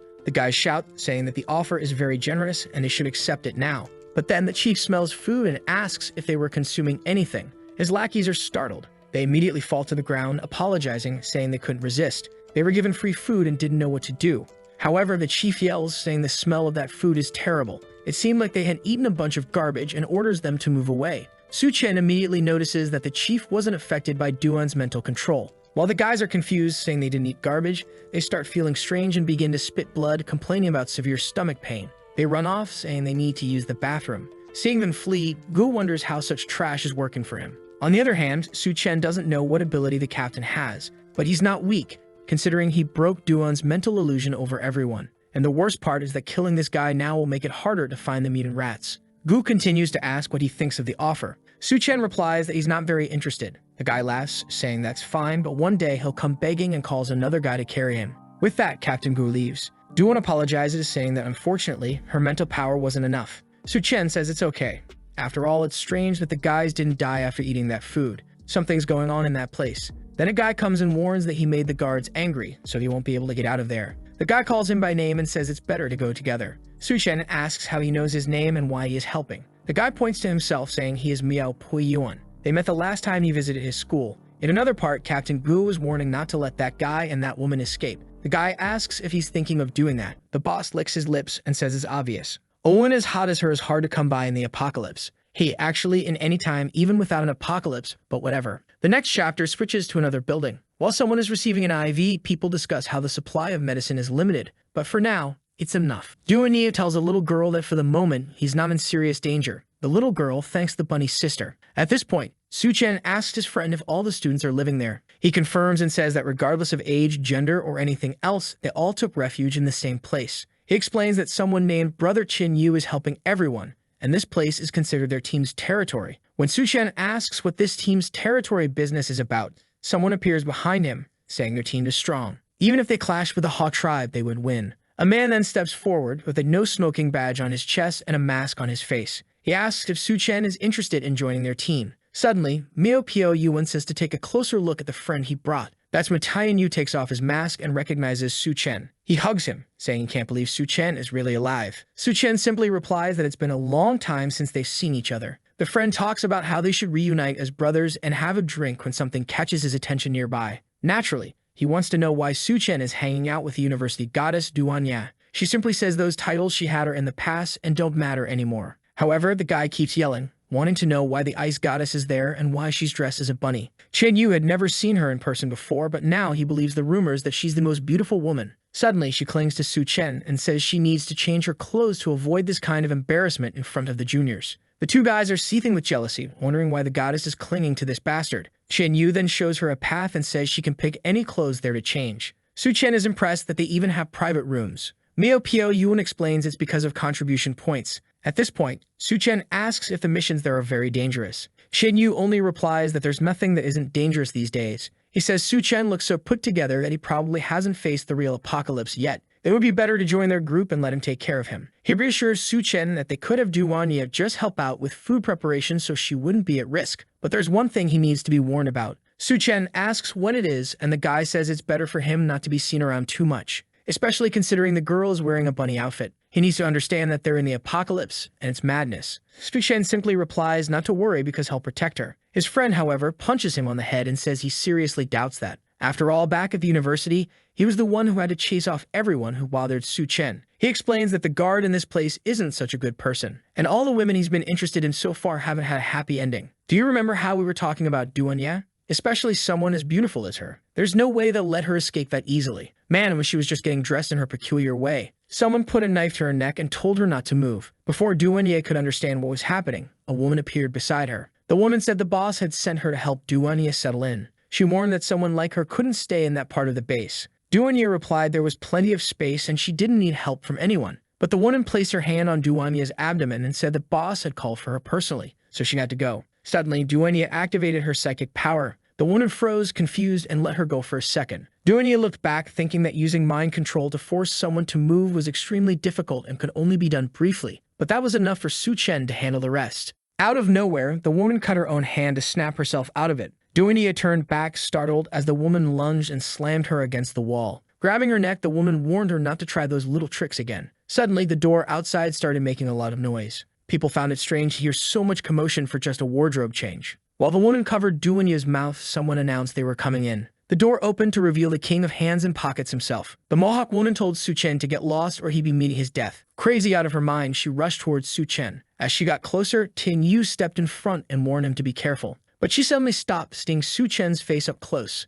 It was the same guy from that time at the Science University, the infamous Su Chen who cut down everyone. To her, he was the real demon. Even though she killed countless people in the apocalypse, her instincts warned her that if she moved, she would die. Frozen in place, she desperately thought of a way out. Suddenly, she dove and threw herself at Su Chen's feet. Out of nowhere, she went into seduction mode, calling him master and begging for a suitable punishment. Tin Yu was utterly confused, but Su Chen simply told her to quit the games and reveal who the real boss was in that place. The Mohawk woman asked if she wasn't being sincere enough. She put on an invisibility suit and asked what he thought of that. His friends were alarmed, wondering why she was wearing that skin-color outfit. She kept staring at Su Chen. Then, out of nowhere, a smoke bomb went off in the room. Realizing she couldn't trick him, she tried to flee, but a hand grabbed her by the head. Su Chen lifted her up and said it was ridiculous to think she could escape so easily. She told him to wait and claimed she couldn't be killed. She warned him that the girl he saved and her brothers had all been taken to the arena. But Su Chen said he didn't care and threw her into the sea. It's unclear whether he threw her dead or alive. Chen Yu had no idea what she was talking about. Mio Pio Yuan explained that those were people Su Chen had saved when he arrived at the base. Now they had to figure out how to rescue them so they wouldn't be killed by those rats. Su Chen seemed confused about the rat business. He immediately said he'd handle it, while his friends tried to calm him down. Poor bunny-tailed girl didn't even have time to change clothes. In another part of the base in the middle of an arena, someone announced that the two brothers had failed their mission, and the sentence was death. Captain Gu said that if they entered the arena, he might consider giving them a second chance. The captured brother told Xiao Mei not to believe him, but the little girl, holding a branch, said she wouldn't give up. She asked if he would really release her brother. Gu said yes as long as she managed to survive. As the gate rose, a giant rat appeared behind her. The second she turned around, the creature was already lunging for a bite. I thought Su Chen would save her in time, but she was already bitten by the leptospirosis rat on her arm. In the midst of it all, she remembered her brother showing her some mushrooms he found. They both commented on how dangerous it was since they didn't know if they were poisonous. The bearded man ate one, saying if he didn't die, then it was fine. But suddenly, his spirit left his body, and they realized the mushroom was definitely dangerous. The two decided to leave and earn contribution points to get food for her. They told her to stay safe and not get into trouble because they'd be back soon. But at that moment, the two were about to be executed. They told her not to worry about them. Captain Gu simply told them both to shut up. Their supports broke, and they began their journey to the next life. Xiaomai screamed for them, but the leptospirosis rat was still on her arm. But she grabbed the branch and jabbed it into the rat's eye. As the creature writhed in pain, she fell to the ground and started running, saying she'd save her brothers. She begged them to hold on a little longer, but the monster was already behind her and swiped at her. Captain Gu laughed, saying it was adorable to see a little girl trying to save her older brothers. He sneered that trash like them didn't deserve to live. Pinned to the ground, she cried out for her brothers, not understanding why they were being killed or why all of this was happening.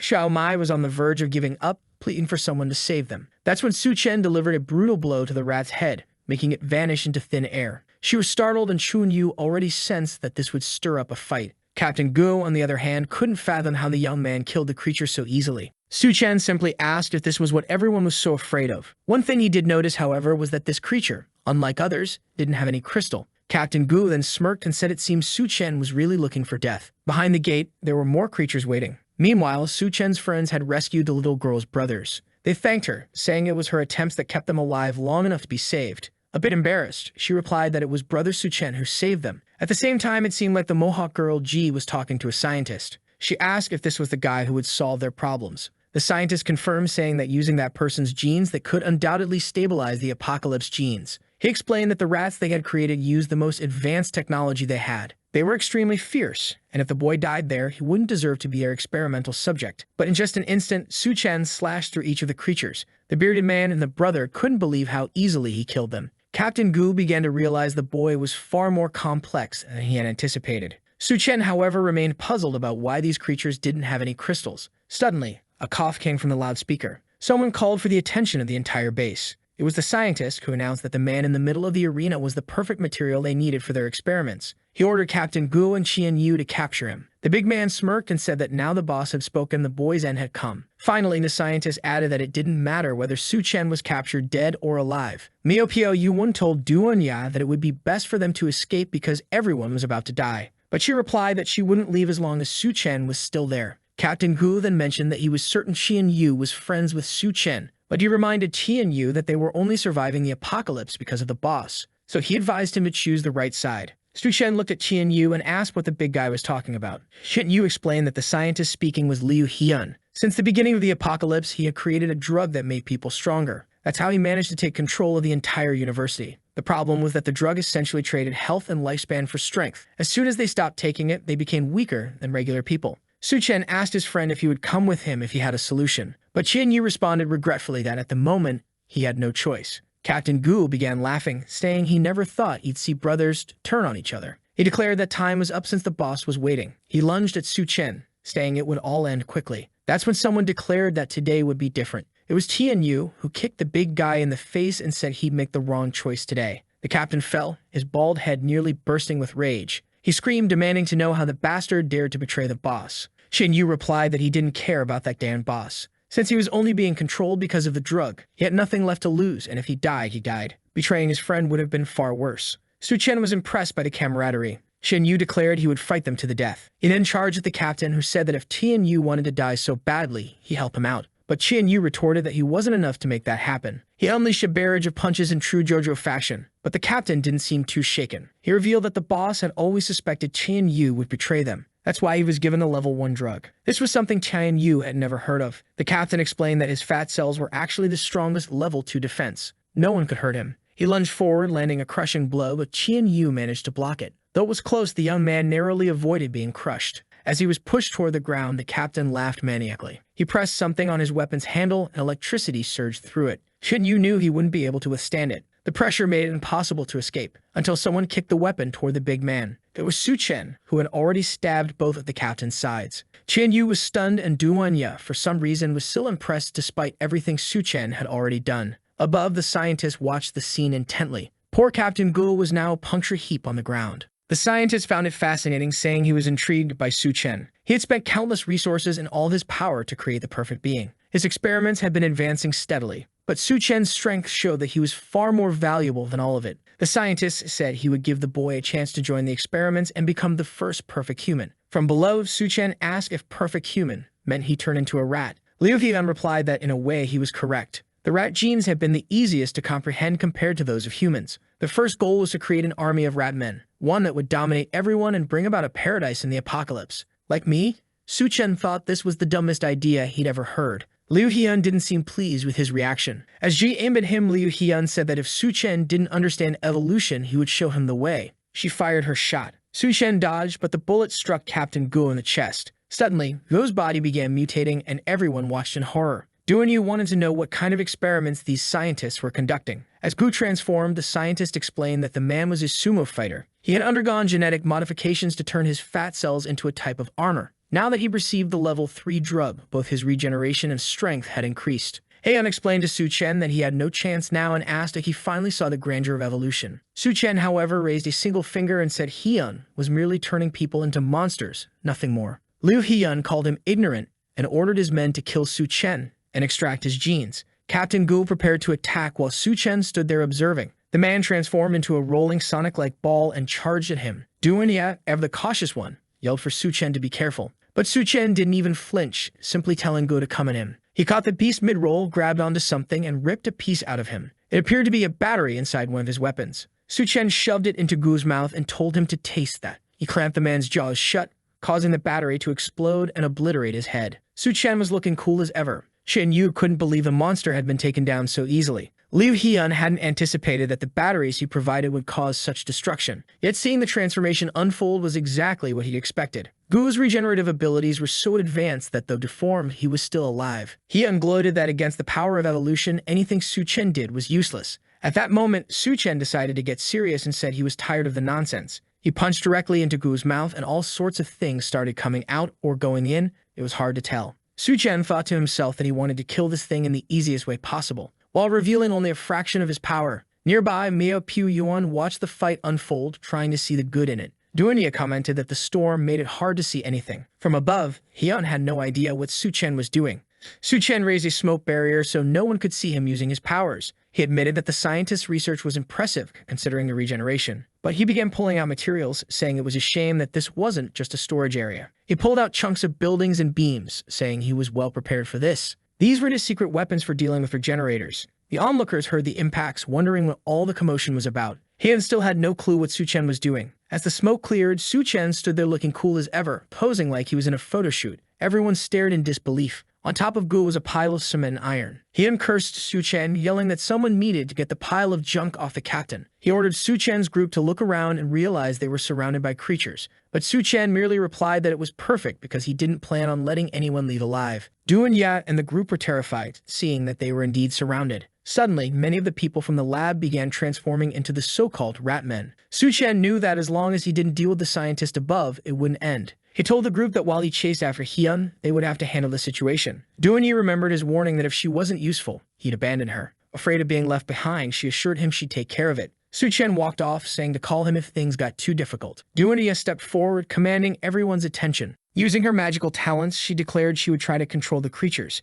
She knew she couldn't control them all at once, but her focus was to make it easier for everyone else to kill them. She ordered the group to attack. From inside the base, the doctor sneered that this band of traitors would become rat food. Another man informed the scientist that Su Chen had begun advancing. The security forces were already being killed. Liu Hyun couldn't believe Su Chen was actually trying to invade his lab. He ordered them to immediately inject the apocalypse gene into himself. Now that's a guy who trusts his research. At least I respect that. The staff warned him that the apocalypse gene was still highly unstable and risky, but Hyun demanded they obey. He wanted to personally end Su Chen. Meanwhile, Su Chen moved through the corridors. Surrounded by human-monster hybrids, he noticed something to the side. It was a girl wrapped in extremely thick bandages. The girl wrapped in thick bandages covering most of her body was called Yun. This was the same girl Su Chen had met at the bar at the start of everything. He prepared a punch and broke her out of the cylinder. And here comes another very healthy girl. Barely awake, Yun immediately clung to Su Chen, calling him her legendary savior. He confirmed he was indeed Su Chen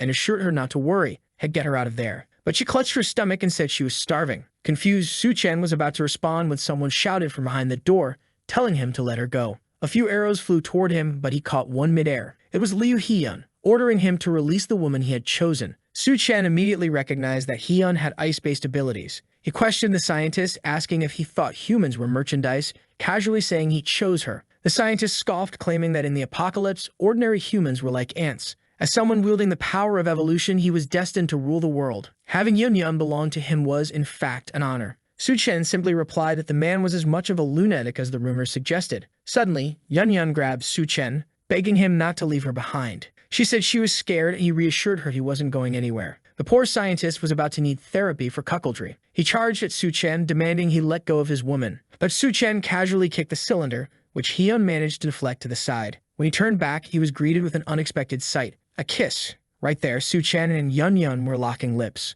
Hyun lost his mind, fuming with rage. Yun clung to Su Chen, telling him not to leave like last time, while Hyun screamed, demanding to know why she betrayed him. Frustrated, Hyun declared that if she was going to treat him like this, they could all go to hell together. His clothing exploded, revealing his transformation. A claw emerged in place of his hand as he turned into a jackal-like beast. He declared that Su Chen was about to witness the power of a true god. But Su Chen, still holding Yun, told him to go ahead. He placed Yun on the ground and handed her a chocolate bar. Before Su Chen could say another word, Hyun attacked, thinking he caught him distracted. But Su Chen merely slapped him and Hyun disintegrated into nothingness. Even Su Chen was surprised at how easy that was. Yun then asked if the people below were Su Chen's allies. He confirmed they were. She stood up, vowing to help him since he had saved her. Breaking the window, she announced she'd assist his group but warned him that Hyun wasn't as easy to kill as he seemed. She leaped out of the building, her bandages fluttering dramatically. As she fell, her body began to grow until she landed on the ground as a giant. Doon-ya and the others wondered if they were seeing things. But there she was, a woman the size of a building, right in front of them. She started stomping around, crushing the first rat underfoot. Lifting her foot, she asked if these were the results of Hyun's experiments. More rats swarmed out of the base, biting the group. It became clear that Yun had a deep fear of rats. Tears streaming, she tried to stomp them all. From above, Su Chen observed the chaos. As he suspected, Yun's powers were formidable. But the blood on the ground began to transform into new rats. They scurried towards Su Chen, climbing all over him. It was clear that Hyun wasn't as easy to kill as it had seemed. The rats completely enveloped him, and then suddenly, a hand emerged from Su Chen's head. It seemed Hyun had taken control of his body. Looking at his own hand, Hyun marveled that he had found an immortal body. Below, the rats all stopped moving at once. They turned to face the building where Hyun now resided. Chen-Yu wondered aloud if this was the infamous rat king he heard about. The entire army turned and knelt before him. Meanwhile, Yun picked up a chair and started smashing everything in sight. She demanded to know where Su Chen was. Hyun coldly replied that Su Chen was already dead. He added that Yun's betrayal meant she would die too. The rats swarmed Yun, biting her arms. Doon-ya and the others tried to fight back, but the army was too vast. Yun collapsed, being overwhelmed and devoured. Hyun celebrated, claiming his army was perfect. But then Su Chen's hand burst through Hyun's chest. He commented that it had taken some time to find the crystal. Hyun, bewildered, asked how Su Chen was still alive after being completely devoured. Su Chen simply tore him in half and stepped out from his remains. As Hyun gasped, saying it was impossible, Su Chen held the crystal in his hand, declaring that the core now belonged to him. But more and more rats emerged from the sewers, swarming and attacking everyone. Chen-Yu warned that at this rate, none of them would make it out alive. The bearded man tried to block an entrance, but a rat grabbed his leg. Before he could react, he was slammed to the ground and dragged into the sewer. Chen-Yu shouted for his brother, but the man told them to forget about him and focus on surviving. He was dragged into the darkness, the rats sealing the entrance behind him. The former ally of Captain Gu realized it was impossible to save him. Chen-Yu noted that there were far too many creatures for them to handle. Mio Pyu-Yuan's body was also reaching its limit. The effects of the drug he'd taken were wearing off, leaving him too weak to attack. Meanwhile, Yun's stomach was growling. She needed food to maintain her giant form. While Doon-ya was already exhausted from using her powers repeatedly, seeing the creature above,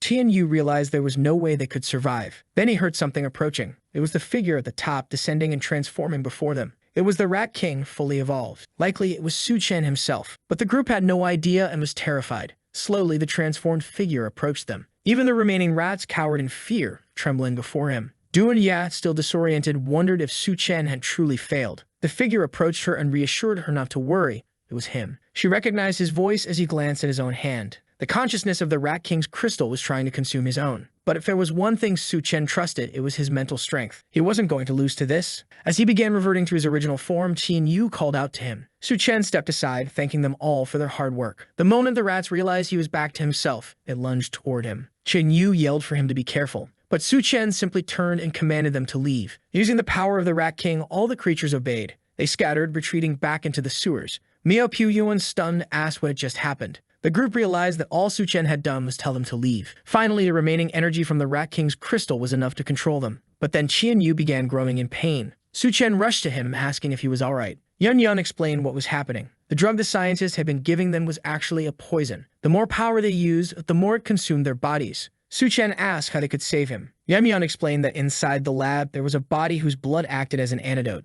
Without hesitation, Su Chen headed to the lab. Standing before the door, he felt an intense pressure. As he opened it, it felt as though he were stepping into a black hole. Something strange brushed against his foot, and he questioned the sensation. It felt as though he had passed through a portal made of mental energy. He stopped abruptly, knowing there should have been a corpse there. But instead, something else was waiting. A planetary scientist greeted him, saying he had finally arrived. She turned and called for her classmate Liu. Confused, Su Chen looked to the side and saw his reflection displaying a different image. It was as if he were trapped inside an illusion. He had no idea why this was happening. Whatever it was, he needed to wake up quickly. The girl turned back to him, inviting him to sit. Su Chen began wondering if he was inside Liu Hyun's memories. Suddenly, she opened her coat, and he asked what she was doing. She explained that the lab was very stuffy, and she needed some air. He asked how the progress was going. She responded by asking if he knew anything about Saculina, a parasitic organism typically found in crabs. She explained that it was one of the most fascinating parasites because rather than killing its host, it lived symbiotically with it and even protected it. She massaged his shoulders, marveling at the concept. Placing a hand on his abdomen, she remarked that she never imagined her classmate Liu was so smart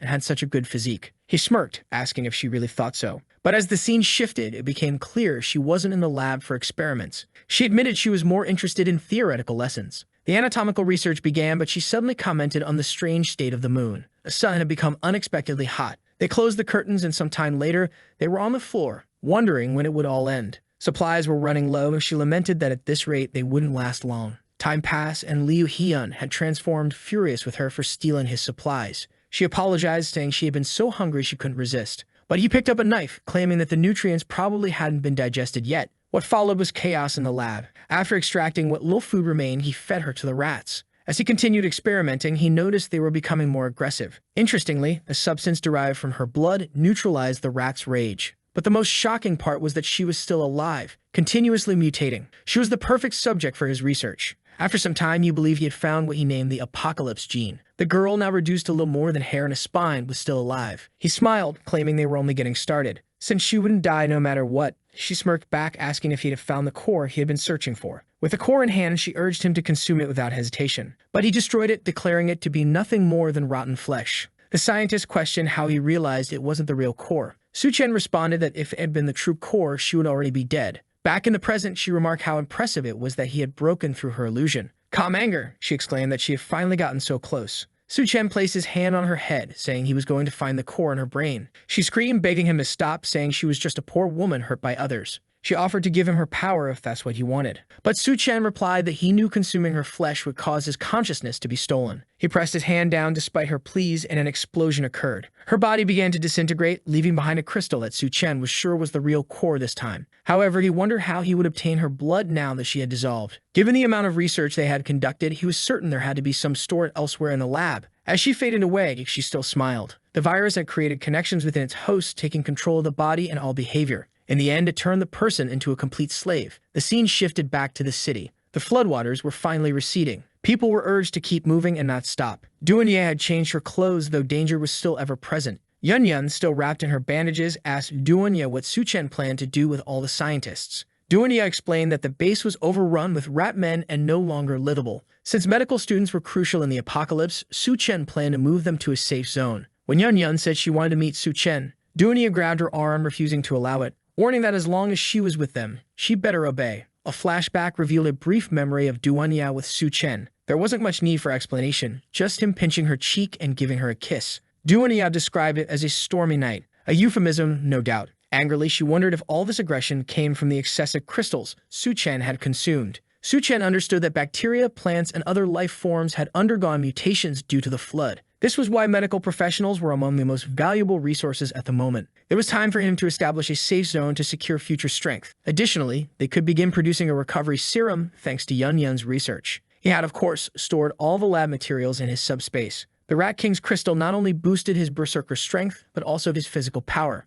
It had even granted him ice abilities. Though he could only produce small crystals for now, he was confident this would evolve over time. Chen Yu suddenly asked about a strange noise nearby. One of Su Chen's new abilities, mental perception, allowed him to detect heat signatures within 30 meters, just as monsters located humans. Miao Piu Yuan pointed upward, telling everyone to look. A woman was suspended by her arms in the middle of the street. Everyone wondered who could have done such a thing. One of the girls recognized her as Hu, a former roommate. She begged for someone to save her. A man stepped forward, saying he'd get her down. But Su Chen warned him not to meddle in others' affairs. The girl protested, asking why he was so cold as to let her die. She questioned whether he was even human. She declared that none of them were real men, and she would stay and save Hai Hai herself. The two moved closer, ordering the ropes to be cut. Another man approached to untie the ropes, reassuring her they'd get her down. But suddenly, a spear struck one man through the chest and another through the back. They were shocked as figures leaped from nearby buildings. It became clear they had walked into a trap. Transformed men surrounded them. One of the men licking the girl's face remarked that such a beautiful face would help lure more people. He grabbed her thigh, saying he'd have some fun before stringing her up. His friend protested, but a blade had already struck him. The monster said that prey must accept their fate of being consumed.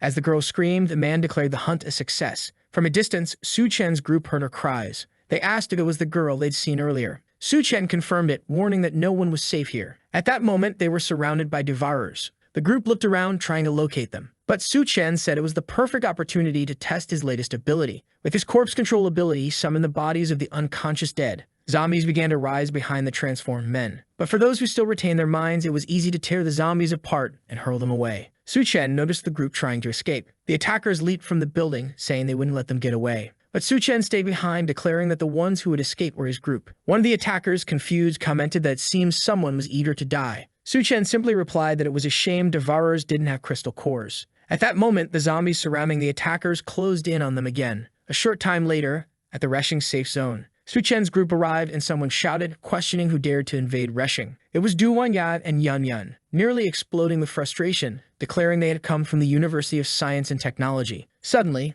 a man wielding an axe leaped down in front of them. He glared at the women, warning that no trash was allowed in this place and they should leave. Duanya activated her power, demanding to know who gave him the authority to deny her entry. The man seemed affected but struck his own head, smirking that she had a few tricks. He lunged at her, calling her useless garbage. Xiaofeng intervened, raising his hand to stop him. He addressed Captain Su, saying these people were only seeking refuge and there was no need to attack them. The man argued that ordinary people couldn't survive the devourer-infested areas, so they must be infiltrators. At that moment, Su Chen stepped forward, stating that if that was their attitude, he would have to take these numerous doctors to another safe zone. Hearing about a group of doctors, the axe-wielding man's demeanor shifted to excitement, as doctors were a rare and critical resource for survival. Xiaofeng recognized Su Chen and turned to the captain, assuring him that he knew these people and they were not allied with the devourers. In the background, others urged the captain to accept the group since they had so many doctors. Reluctantly, the captain agreed, but he warned Xiaofeng that if these doctors failed to help anyone,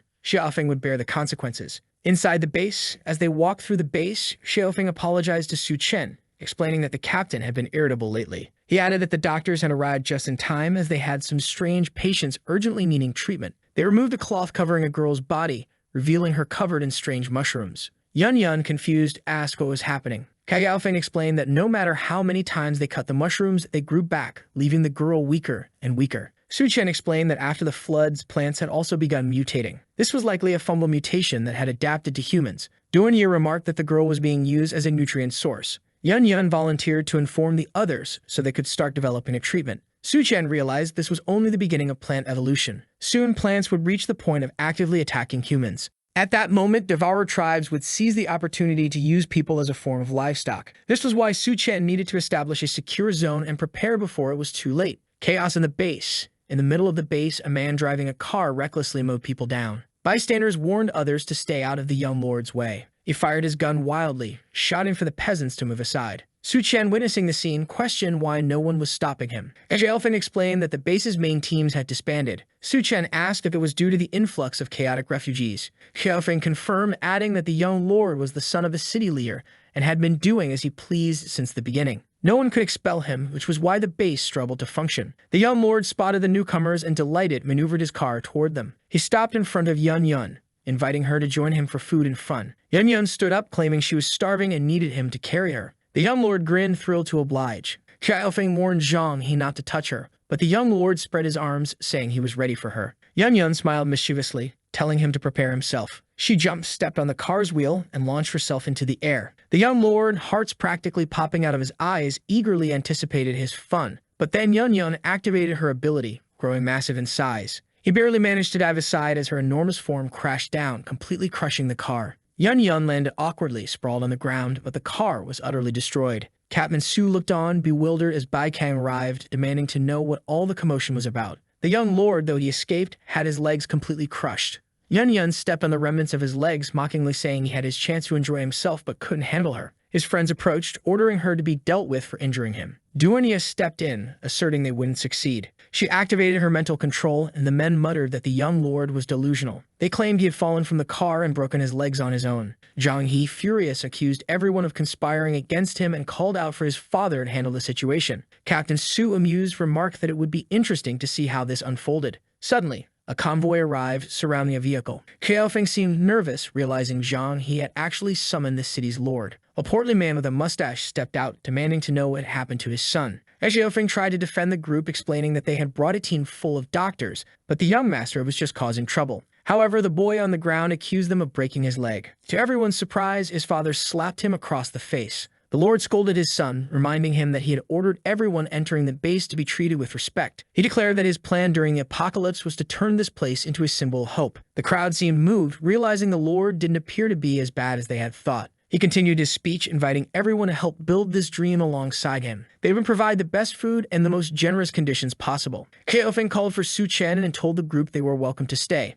But when they turned to look for Su Chen, he had already disappeared. Around a campfire in the forest, someone asked why they weren't staying in the city. Du and Ya, skeptical, wondered if the lord wouldn't seek revenge for his son's broken leg. Yun Yun chimed in, suggesting they all sleep together in the forest that night. She teasingly told Duan Ya it was her first time and she'd need help falling asleep. Duan Ya simply replied that she might not even be able to sleep tonight. Confused, Yun Yun asked where all this energy was coming from. Su Chen interrupted, telling them to stop imagining things as someone was approaching. A group hidden behind the trees emerged, armed, asking if they really thought they'd get away with breaking the young master's leg. Su Chen explained that he had handled it that way because he didn't want to destroy the entire city. Two men stepped forward, laughing at the absurdity of his claim. One of them stopped laughing when he was instantly vaporized by a single punch. The bald man panicked and ordered his group to open fire. But in a blink of an eye, Su Chen darted through them, leaving cuts across their chests. Pointing his sword at the bald man, Su Chen warned him to speak quickly if he wanted to live. The man revealed a secret. The city lord had a deal with the nearby devourers.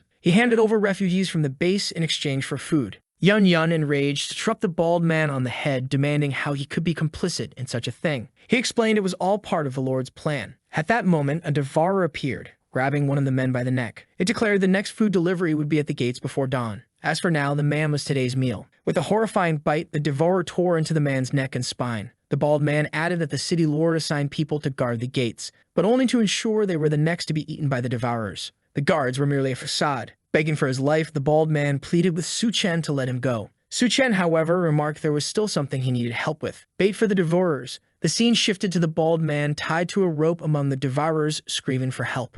Devourers approached, questioning who had tied him there. One of them dismissed the question and suggested they simply eat him. When the bald man tried to reveal who had set him up, a devourer punched him in the stomach, declaring him the next meal. Suddenly, a giant figure loomed over them, chastising the devourer for breaking her new toy. It was Yun Yun who grabbed one of the devourers, announcing that he would be next. From the top of a nearby building, someone took aim at the devourers. Su Chen warned the group that these creatures had heads so tough even bullets wouldn't penetrate. Someone fired a sniper shot to test this claim. 3 bullets hit a devourer's head in rapid succession, causing it to explode. Another devourer struggled to break free from Yun Yun's grip, but Su Chen dispatched another from behind. As Su Chen turned, he punched yet another devourer, causing it to explode. In an abandoned mansion, after the night's hunt, the group settled in an old mansion. Su Chen prepared a bed, and Duan Ye questioned why he was so intent on securing that specific base. She suggested they could establish a safe zone elsewhere instead of getting involved in so many conflicts. Su Chen explained he couldn't afford to waste time. He needed someone like He Sheng to manage the base for him. Yun Yun appeared, asking why they had started without her. She had changed clothes, though ironically, her new outfit seemed even skimpier than her usual one. It was easy to imagine what would happen next. Meanwhile, back in the city lord Zhang learned that the bald man had been killed, assuming it was the devourer's doing. Meeting with the devourer leader, Zhang was informed that while one of their men had been injured, the devourers had lost 3 warriors. As compensation, the city would need to send twice as many people. If they didn't, the deal would be terminated. The portly lord initially wanted to refuse, but Zhang immediately agreed. At that moment, Su Chen appeared, mocking the lord for selling people's lives without even negotiating. Shocked, the group asked how Su Chen had gotten there. He replied he had simply followed the trail of the devourers. The devourers immediately suspected Su Chen of killing their men. Their leader expressed disbelief that he could have taken down 3 of them. Su Chen had made the mistake of entering the base, giving the city lord Zhang the opportunity to flee, thinking Su Chen would die there anyway. The scene then shifts back to Yi Sheng's base. The leader shouted to everyone that they had a traitor among them. The people asked who it was. He pointed at Su Chen's group, accusing them of being frauds. He claimed there were no real doctors among them and that they were just trying to steal resources from the refugees. But just as the crowd began shouting for the group to be killed, a blond man appeared. He said he knew Su Chen very well and was certain the people he brought were not a problem. Lord Zhang questioned Gao Yue, asking how he could be so sure that they weren't traitors. At that moment, someone appeared atop a building, saying they could prove it. The Lord looked up, shocked to see who it was, asking how he was still alive. Su Chen stood there, holding the body of one of the devourers. He demanded the Lord explain himself. The people were terrified, realizing that if the leader was there, it meant the entire Devourer clan had been killed. Su Chen then told the leader that if he didn't reveal the truth to everyone, he would die. The man started shouting to everyone, confessing that Lord Zhang had been making deals with the Devourers. He admitted that people from the city were sold in exchange for the supplies others consumed there. Zhang tried to defend himself, claiming it was all a lie and that Su Chen was the one working with the Devourers. But Gao Yue approached Zhang, punched him in the face, and called him a monster. Suddenly, Zhang's expression changed and he confessed it was true. He explained that in the apocalypse, supplies were already in the Devourers' hands. The remaining humans were merely waiting to fall into their traps. He justified his actions, saying that as long as a few worthless lives were sacrificed, good people could continue surviving. Out of nowhere, Su Chen punched Zhang in the face, calling him a coward for thinking that way. He then called out to General Gao, extending his hand, saying that together they could build a base that truly belonged to humanity. In his past life, after traveling to many places, Su Chen had finally found a base like that. It was like a paradise where there were no class divisions and no one went hungry. It was all thanks to its creator, Gao Yue. However, at this moment, Gao had yet to take control of the place or decide to build his own base. That was why things were still in such a state. All Su Chen had done was speed up the process. Bai Kang commented that building a base was an extremely difficult task. Someone nearby added that if they truly wanted to do things their own way, they couldn't live under someone else's roof. Zhang stood up and asked if they really thought they were a band of heroes, saviors with lofty dreams. He warned that outside the city, beasts dominated everything. This city was the only place that guaranteed basic food and at least a minimum level of safety. His son suggested letting them leave, confident they'd come crawling back after suffering enough. Some members of the group hesitated, saying they didn't want to leave because it was too dangerous outside. Zhang turned to those people, saying that anyone who wanted to follow Su Chen's group could leave as he was feeling generous. Sitting atop the Devourer leader's body, Su Chen remarked that food was never the issue.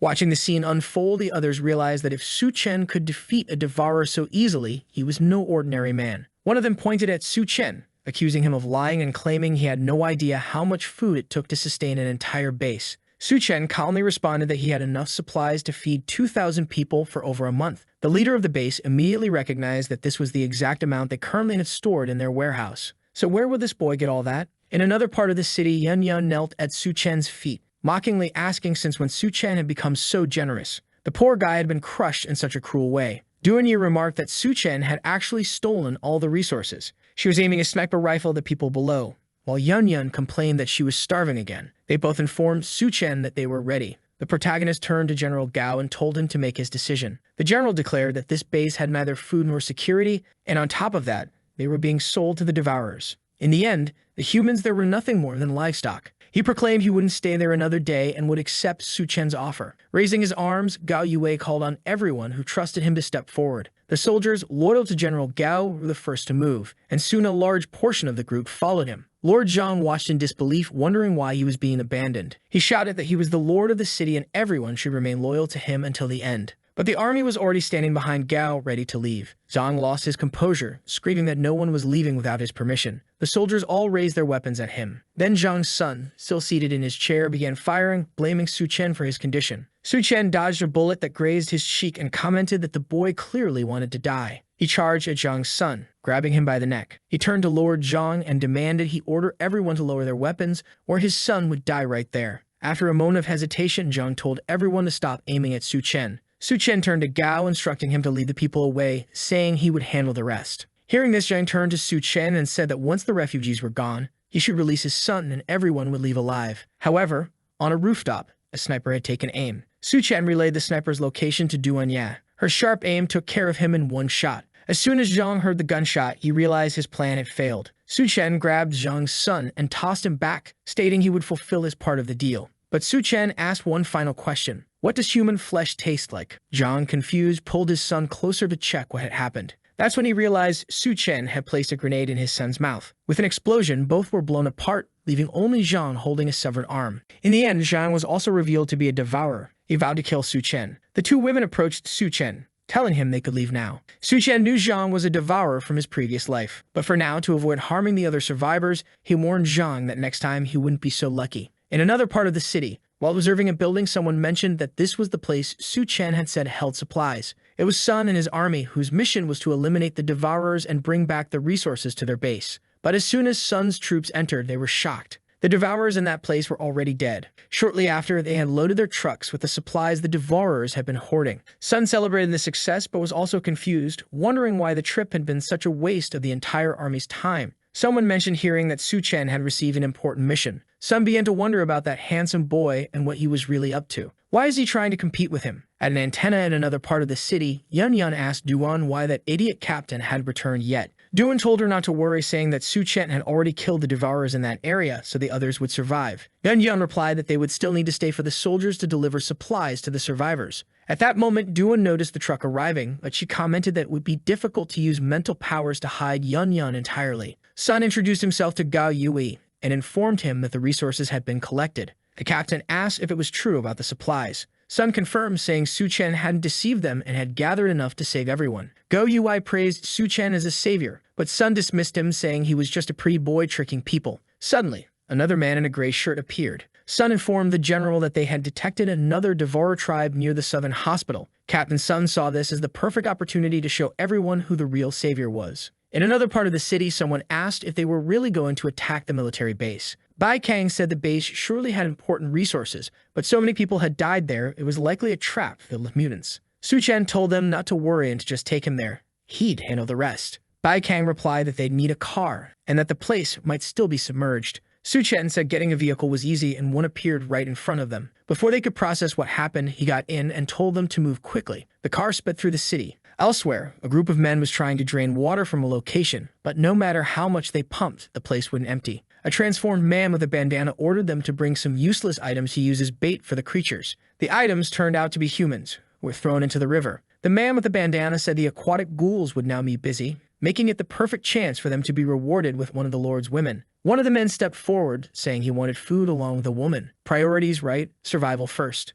This submerged base was where Su Chen and his group were heading. Xiao Feng mentioned that the army likely already knew about the ammunition and weaponry stored there. Bai Kang told Su Chen to follow her, as she knew an easier underwater path to the base. They began swimming toward the depths of the base, but something caught Bai Kang's attention. Looking to the side, she saw a multitude of eyes watching her. Startled, she tried to cover her mouth but ran out of air. Su Chen grabbed her arm and told her not to be afraid. He pulled her close and shared some oxygen with her. But when he looked around, the ghouls were already approaching. Su Chen pulled her closer, and she instinctively clung to him. However, when she glanced behind him, she was confused about what was happening. Seeing Su Chen's eyes, she wondered if it was some kind of power he had. Holding her by the waist, he told the creatures to prepare for the hunt. Strangely, some of the creatures started breaking free from the illusion and attacked him. He easily blocked the attacks and told the others to head straight into the base. Taking the opportunity, they swam forward and managed to emerge from the water. Both were shaken, wondering how a human could control the ghouls. Su Chen emerged from the water holding a white core in his hand. He commented that the chances of finding anything worthwhile there were very low. Bai Kang, however, seemed impressed, saying something like that was extremely rare. Xiao Feng knew that the white core didn't grant abilities but could significantly strengthen a person. Nearby, what looked like a golden tabby cat suddenly jumped, snatched the core from Su Chen's hand, and darted off through the group. Bai Kang remarked that the base used to employ cats to control rats,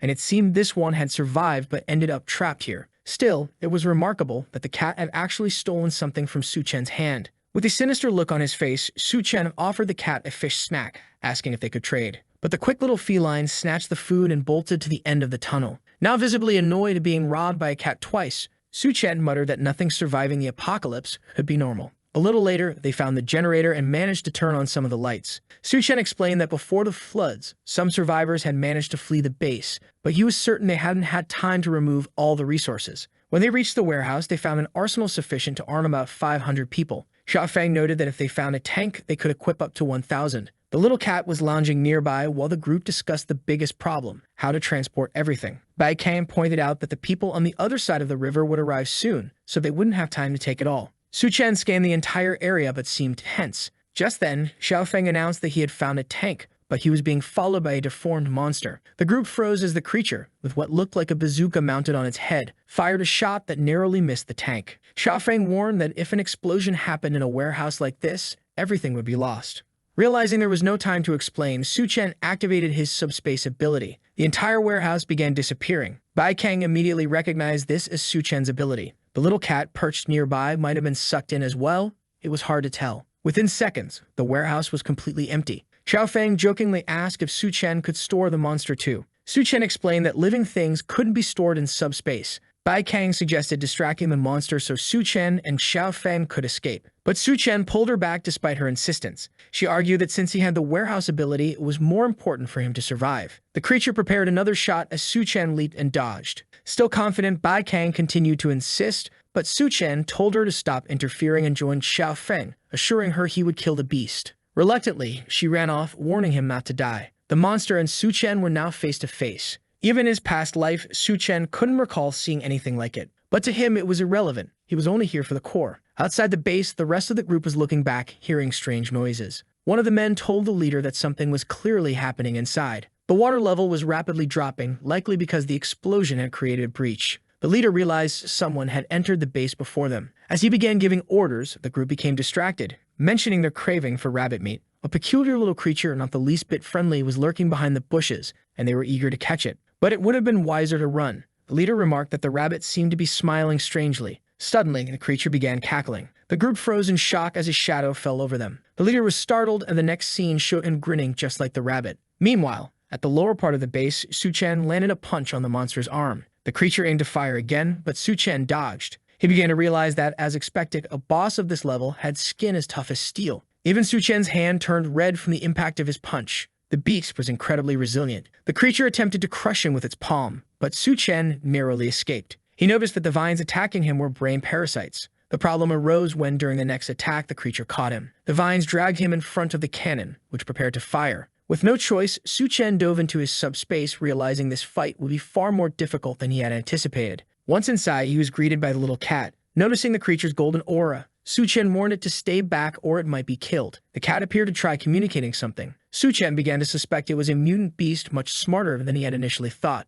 Meanwhile, amidst the rubble of the base, Bai Kang was searching for Xiao Feng. When Xiao Feng shouted that he was fine, the camera instead focused on a shot of Bai Kang from behind. This was because Xiao Feng was still buried beneath the rubble, and it was unclear where he actually was. "I forgive you, artist," Bai Kang muttered. But then she heard a laugh and turned to see who it was. It was the big man from earlier, asking how they had managed to open the door. Bai Kang noticed something was wrong.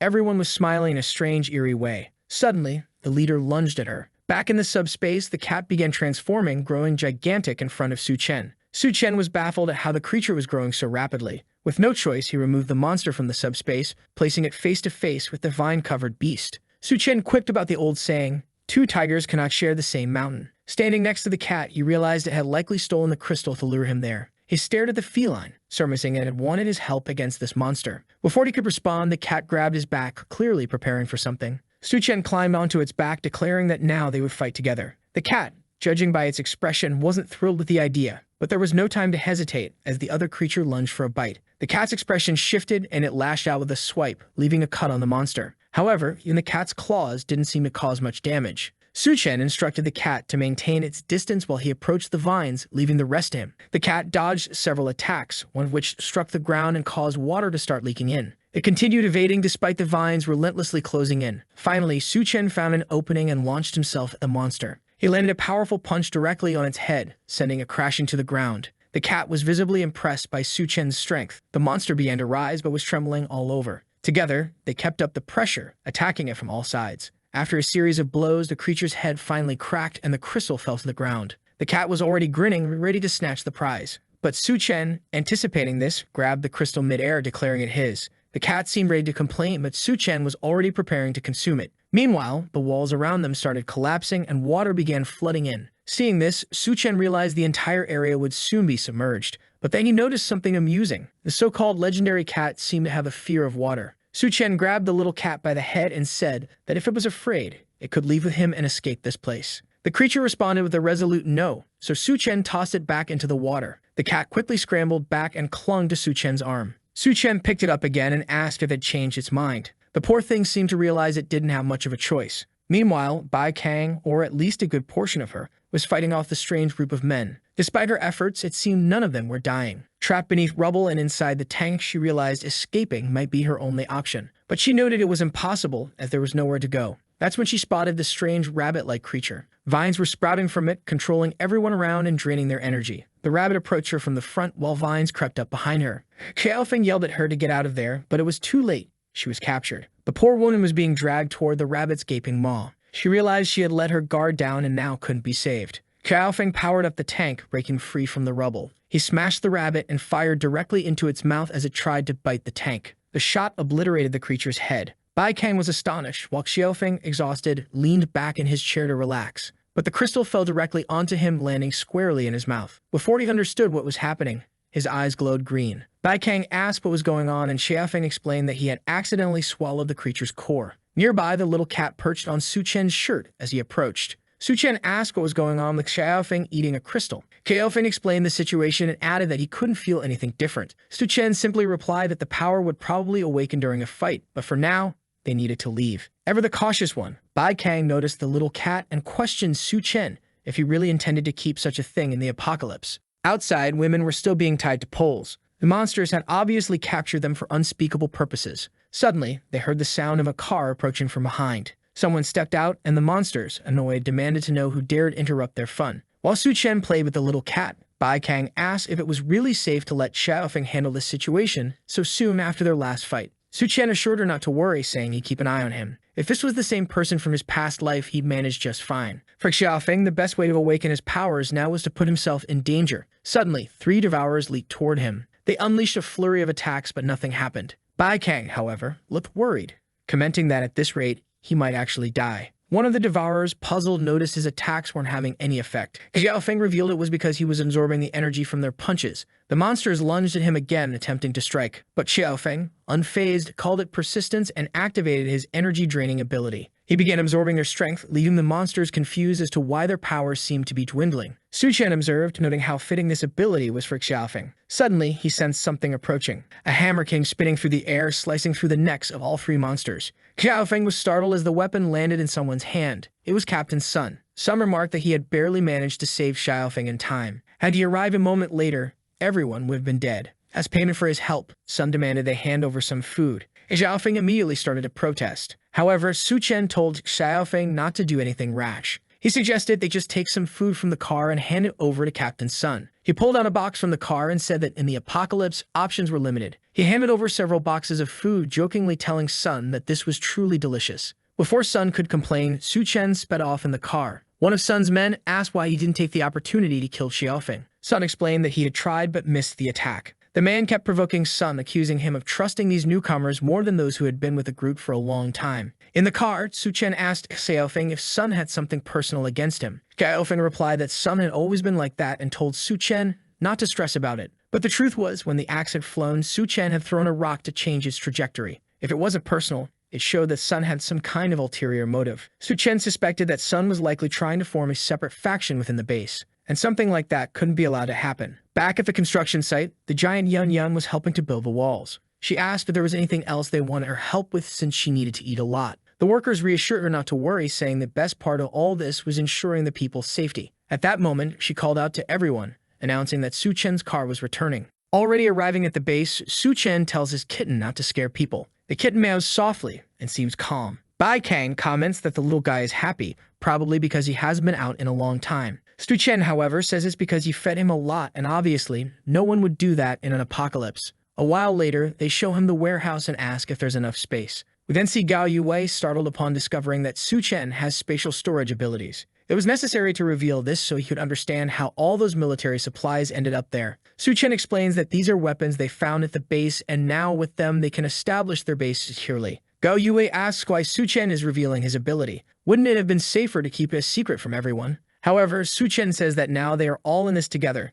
so he trusts the people. The captain agrees and promises to keep this secret until death. Bai Kang then says the base doesn't have a name yet and suggests it be called Dawn Light. Apparently, Su Chen's name in Chinese also means dawn. Gao Yue says it's a good name considering this base will be a new hope for everyone in the apocalypse. Su Chen thinks it will be an honor for him as this apocalypse base will be the true heaven in this place. The kitten is approaching a spot where people are praising Do-Won for successfully removing a plant. Some doctors tell her that the surgery wouldn't have been possible without her. Wow, this Do-Won really has a big heart to be saving these people, doesn't she? She simply says it's a pity she can't save every case in this place. However, the scalpel she was holding reminded the kitten of some experiments conducted on him. At that moment, he got scared and froze. Seeing this, Duwon stroked him, trying to find out if he was hungry. She picked up the poor thing, which couldn't react. She didn't know Su-chen was the one who brought the kitten, and thought about asking to take care of him when he appeared. However, she realized it was unlikely he would agree given how hard it is to find food at this moment. She then goes to a door and says this is their temporary shelter. Suddenly, someone hugs her from behind and asks if she wants to have some fun. A second later, she's already on the bed. The kitten is there in the middle doing who knows what. Run, kitty, run. The protagonist wants to know how she already knew it was him. She replies that he's the only person completely immune to her psychic powers.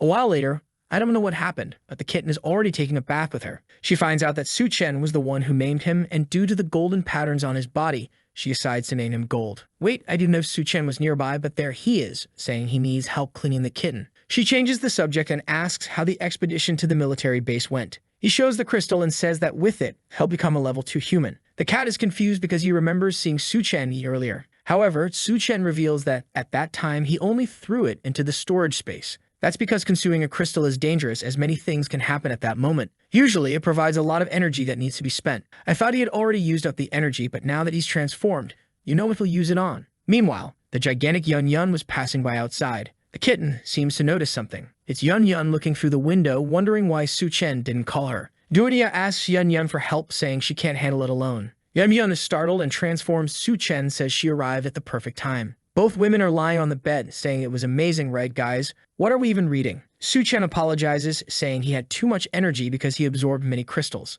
Yun-Yun comments that she'll need to absorb some crystals too, because otherwise she won't be able to keep up. Duonia asks what has changed now that he has become a level 2 human. He says he'll need to test it because he hasn't fully understood yet. He then activates the steel body ability again and feels that now his skin is truly impenetrable. He stretches out his arm and a strange energy accumulates, prompting him to decide to run a test. Releasing a bit of power, the two are hit by a gust of wind and thrown out of the bed. He comments that it seems like it doesn't cause that much damage. Another detail is that the spatial ability used to only open where he made contact, but now he can open multiple small portals within a 20-meter radius. The two are angry about being used as test dummies. He shows that his ice ability can now create slightly larger blocks and even wet his hand, though it's still not very useful. At this point, he has an interesting idea and creates 3 ice blocks. He throws them into the portal and makes them come out elsewhere, creating a sort of guided shot. By combining this mental force with teleportation, he essentially has a perfect ambush weapon. None of the 3 knew it was possible to combine abilities this way. He then activates mental perception. The range doesn't seem to have changed much, though now he can understand every cell in his body. That's when he feels something strange inside his body and is teleported to a pink place. He looks around, confused about where he is, when someone comes up from behind, saying this is a space within his consciousness. It turns out to be that doctor from earlier, now with long hair, saying it's been a while since they last saw each other. In the air, he recalls her from the memories of that man and asks if she isn't dead and disintegrated. Her hair flies forward and grabs his arms. She explains that because he consumed her crystal, she has now become a parasite within his body. It's impossible for her to cease to exist because her essence has merged with him. She approaches and places her hand on him, who has already realized that his abilities don't work in this world. On the outside, he's standing still, silent, while the 2 girls are worried, wondering what's happening. Meanwhile, in the illusion, he asks what she wants. She explains that she's been alone in this place for a long time and was eagerly waiting for him to appear. She approaches, saying it's obvious what she's going to do. At that moment, Su-chen realizes there's one ability he can still use. He transforms the ice into a sort of whip and grabs her by the neck. With this, he manages to pull her and appears behind her, saying he won't let her take over his body. She tries to explain that it's impossible with his level of mental strength, but he immobilizes her with those peculiar ropes. She tells him that leaving her trapped there won't kill her consciousness or essence. To this, he responds that he will freeze her and leave her there forever. As she suffers, she says she knows she's not as strong as him. However, this is a space within the consciousness which she controls. A bunch of hair emerges from the ground, and she says if that's the case, she won't lose. A second later, Su-chen is tied up, swaying back and forth. The two stare at each other, and she wants to see who will back down first. He keeps trying to move, but she warns that neither of them will be able to move in that place. Su-chen is now in trouble because he really can't break free from this cocoon. He then says staying in this situation won't help either of them, so they might as well talk. He asks what she wants, and she explains that she just needs to absorb a bit of his abilities to survive. This wouldn't affect him, and he doesn't need to worry because she doesn't have the strength to take over his body. He says he's not very keen on the idea and asks how to remove her from his body. She explains that she needs the power of the abilities to survive, otherwise she'll die. The only other option is for him to find the body of a woman with powers. It couldn't be someone too weak, and she'd need to have an excellent appearance. He responds that she's being too picky for someone at risk of dying and asks how he'll know the right woman is. She explains that when he meets the right person, she'll let him know. She moves closer, saying he might even gain some benefits. The protagonist replies that he doesn't need any benefits and warns her that if she tries anything, he'll eliminate her. She says she understands and asks to be released as she doesn't like being trapped. With that, the cocoon and ice ropes dissolve. Su-chen is back in the room. The two girls ask what happened because they were calling out to him and he wasn't responding. When he learns he was completely immobilized, he finds it very risky to have something that could take over his body. Meanwhile, the scientist's consciousness space starts to freeze. She screams, wanting to know why this bastard is doing something like that. Meanwhile, he thinks he's lucky to have this ice ability that works in the conscious space. However, the safest option is definitely to find another body for this woman. That's when he remembers there are plenty of women at the base and asks Duan to take him to meet more women. The two are a bit confused, wondering why he suddenly wants other women. After everything that happened, is he still not satisfied?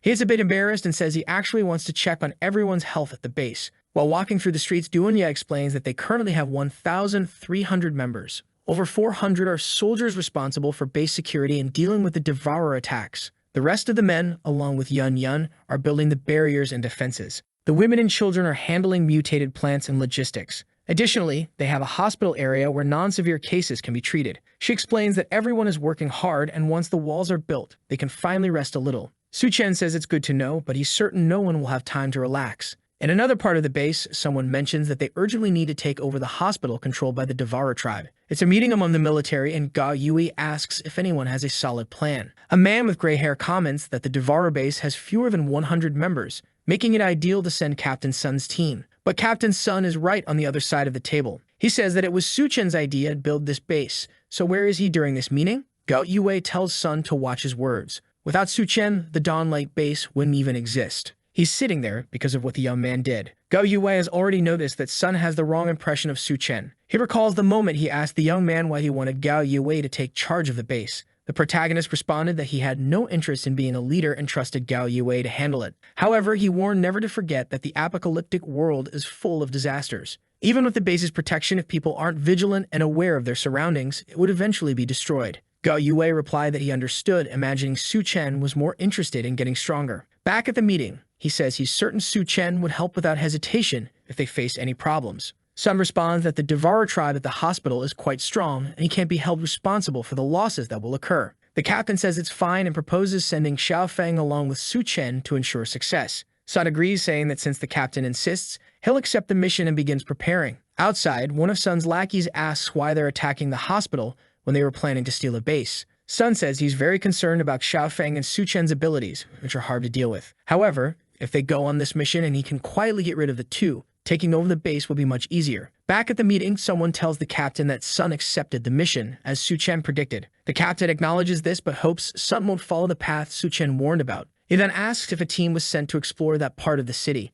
The man confirms and mentions that if Su-chen's information is correct, something big is happening. The scene shifts to the city of He in the refugee zone. Sitting in a tree, Miao Piu Yuan says Su-chen is very strong and could help them get some crystals. However, Chen Wai responds that getting stronger depends on oneself, and besides, Su-chen has already helped them enough. The boy says he understands but complains that they've been fighting many mutated beasts and haven't gained anything, which is frustrating. He then tells his friend to stay quiet. He hides behind a tree and warns that people are approaching, bringing women with them. In front of the base, some men ask who's arriving. A mustached man informs the boss they're delivering the goods.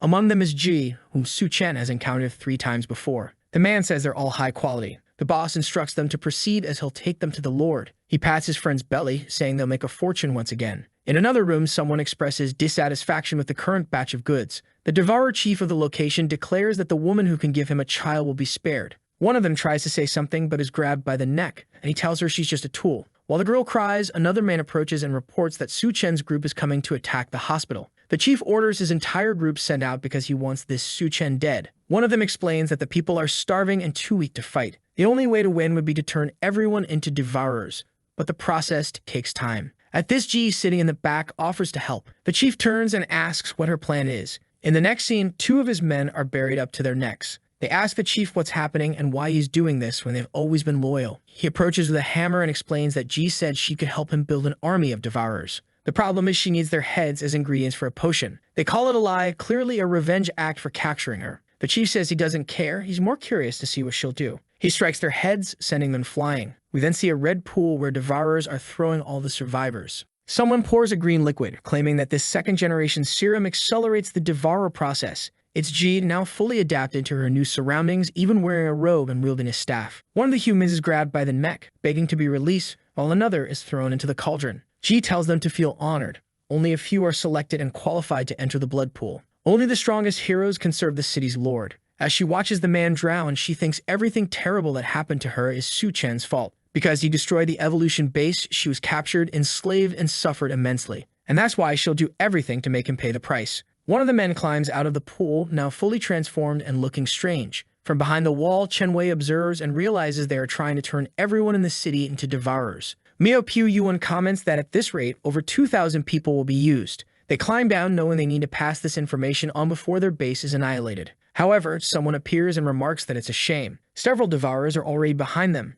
announcing that neither of them will make it out alive. Miao Piu Yuan is startled, but Chen Wei steps forward, saying he'll create an opportunity for Miao to escape. The devourers, however, laugh and declare that neither will have a chance. They'll become Fu here and now. The scene shifts back to the Dawnlight base. Xiao Mai is walking when Su Chen approaches her, asking how life is at the base. She says everything is peaceful, and no one is causing her any trouble. At that moment, Gao Yue calls for Su Chen. He approaches and says he has spoken with Captain Sun, but they'll need Su Chen's help to kill numerous devourers. Su Chen simply responds that it's not a problem. However, the captain adds that he has one more request. The hospital is very close to their base and will eventually become a problem. Furthermore, the medicine there is an extremely important resource, so he asks Su Chen to retrieve some for them. The protagonist assures him not to worry, he'll only take what's necessary. Gao Yue then wishes him good luck, mentioning that all the powered individuals at the base will join the mission this time. The military group arrives, stating that they're under Su Chen's command. The protagonist gathers everyone's attention and tells them to listen up. He wants them to remain at the base to defend it, especially keeping an eye on the movements in Ega City.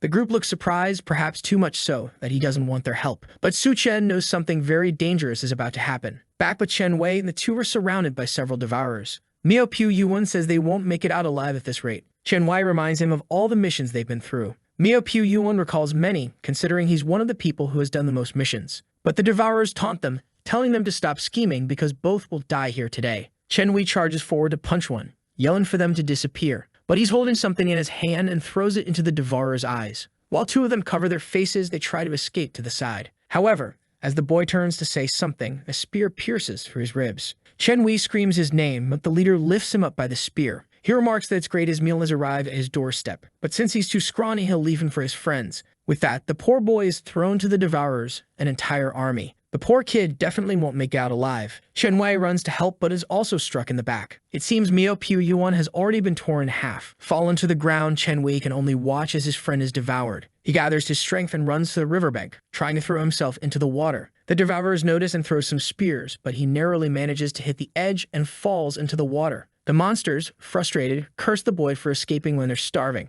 The leader smirks and says he knows a place full of food. He orders all of them to attack the Dawnlight base and seize the opportunity. With their overwhelming numbers, the devourers are thrilled. They don't care about the risk, they just want to eat wherever they can. The leader then calls for Shen by name and tells him to wait as he's coming with a visit. The scene shifts to the city hospital. A girl is crying, and apparently, a devourer monster has just been born from her. Not sure how, since this apocalypse only started a few weeks ago, but I guess devourers are born faster. Well, considering how quickly people transform after jumping into the pool, it makes sense. This devourer is Feng Pangzi, the hospital's leader. Meanwhile, downstairs at the hospital, guards are stationed when suddenly a group arrives, armed and shooting. Before they can react, Captain Sun cuts down the first one. He turns to the rest and orders them to clear the way. He directs this to Su Chen's group, but Xiao Feng wants to know why. Captain Sun explains that the people behind them are just regular folks with guns, so it's too risky for them. But Su Chen asks what Sun will do if they refuse to go ahead, and whether this is a threat. Sun insists it's not, claiming he only wants the powered individuals to lead the group. Su Chen agrees but warns that when a weapon is pointed at him, the outcome is never good for the other person. He calls for Duan, who is, surprisingly, not turning her back this time. For once, she's facing forward. Incredible. Sun then tells his men to let Su Chen tire himself out before they start shooting. However, the soldiers are hesitant to target Duan for obvious reasons. They'd rather risk Su Chen's wrath. As soon as the military group steps into the hospital, they seem confused. No one from Su Chen's group is there. Where could they have gone? Hidden nearby, Xiao Feng asks what's happening. Duan explains it's easy to control the vision of ordinary people. The only problem is Captain Sun, who might notice something is off. Su Chen activates the portal and reassures her not to worry. Sun won't notice a thing. Su Chen starts teleporting behind the soldiers, striking the back of their necks one by one. Sun orders his men to take cover while Su Chen pushes them toward the monsters. Using his mental perception, Su Chen senses where the devourers are and directs the group accordingly. Meanwhile, Sun leads his troops trying to locate the enemy. In one of the rooms, Feng Pangzi encounters his group along with two women. The devourers express their desire to become like their leader, but Pangzi gets furious at them for stealing his women. He punches, destroying the entire wall. The blow tears through the devourers and narrowly misses Sun's back. As Pangzi exits the room, he comes face to face with Sun, demanding to know how they got there. One of Sun's men warns him to look up, pointing out that something is wrong. The hospital has far more devourers than they expected. Before they can react, Sun orders his troops to start shooting immediately. The soldiers open fire, but their weapons have no effect. Pangzi laughs, announcing to his brothers that their feast has arrived. The devourers charge, shouting about tearing off their legs and roasting them. The soldiers stand no chance, sliced vertically, horizontally, and every which way. The only one holding his ground is Sun. He swings his axe, cutting down 3 devourers, proving he's not as weak as he seemed. Sun rallies his troops, declaring that even without weapons, they'll fight these beasts to the death. He's convinced this chaos is Su Chen's doing and vows to kill him once the devourers are dealt with. Remarkably, his words inspire the soldiers, who charge at the devourers. Given how monstrous these creatures are, you can't help but root for Sun's army. The problem is, they're utterly powerless. The soldiers fall dead easily, and everyone realizes they'd be better off finding a place to hide. One of them, attempting to flee, notices something nearby. It appears to be a devourer infant, a strange sight. The child suddenly jumps into a black puddle on a table. The man watches, confused about where it went, not realizing it's already beneath him. The little monster leaps onto his leg, biting into his calf, arm, and entire body. The man collapses, dead, as the infernal infant discovers it grows larger the more it eats. Outside, Captain Sun has slain numerous devourers. The soldiers are awestruck. How is he doing this as a mere human? At that moment, Pangzi appears beside him, mocking him for taking pride in killing such weaklings. Sun leaps toward Pangzi, seeing a perfect chance to cut him in half. He swings his axe at Pangzi's face, but Pangzi easily blocks the attack. Sun is shocked, and suddenly the infernal infant appears behind him. Sun takes 2 deep slashes to his arms. It falls to the ground, and the demonic baby moves in for the kill, snarling that Sun should die. But before it can strike, it's kicked in the mouth and sent flying. A little demon stands up, demanding to know who dared kick it. It's Su Chen, who tells him that Sun is someone he can't kill. Pangzi's expression shifts. Upon seeing Duan Anhua, he becomes infatuated. He screams in delight, claiming it's his lucky day to meet such a beautiful person. He tells Su Chen that, as a reward for bringing such beauty, he'll let him choose how he wants to die. But Su Chen appears beside him instantly, telling him he talks too much. Su Chen punches Pangzi square in the chest, declaring his choice is to send him to hell. A hole is left in Pangzi's chest. However, Pangzi gets back up, impressed that Su Chen is an ability user. The wound heals, and Pangzi remarks that Su Chen's body must be full of energy. What's with this creepy talk? The infernal infant looks at Duan Anhua, calling her weak but saying she can stay since his father likes her. She can be his mother. She's horrified, but Bayabin assures her not to worry. They've just fed and won't eat her. Still, the accursed demon declares he wants milk. Before he can finish, Duan lifts her leg and kicks him in the neck. The demon child rises, accusing her of mistreating him, only to be kicked again and sent flying. Duan stomps on the little brat, urging him to die already. She pins him to the wall with her foot, but he smiles, saying his mother is amazing. Duan begins to suspect this creature has abilities. Suddenly, it appears behind her, explaining it can move through shadows. As long as it has this power, it can attack her from anywhere. Before it can act, Gold leaps at it, clawing its face and pinning it to the wall. Gold perches on Duan, seemingly at ease. Duan warns Gold to be careful, as this place is extremely dangerous. At least she has her mental perception to sense where the creature will come from. The demon reappears beside Gold, threatening to kill the stupid cat, but is promptly slashed by Gold and thrown against the wall. Duan draws her weapon and fires repeatedly. When the smoke clears, the creature is hiding behind a pillar, realizing it's better to flee. Meanwhile, Captain Sun, now armless, gathers what remains of his army. Shefeng steps forward, urging him to stay back as the area is too dangerous. The devourers laugh, calling Shafeng pathetic and mocking his attempt to intervene. Sun, however, sees Shafeng's honesty as a perfect opportunity to use him as a distraction to escape. Shafeng calls out to Sun, stating that as the leader of the operation, he orders Sun to protect him so he can escape.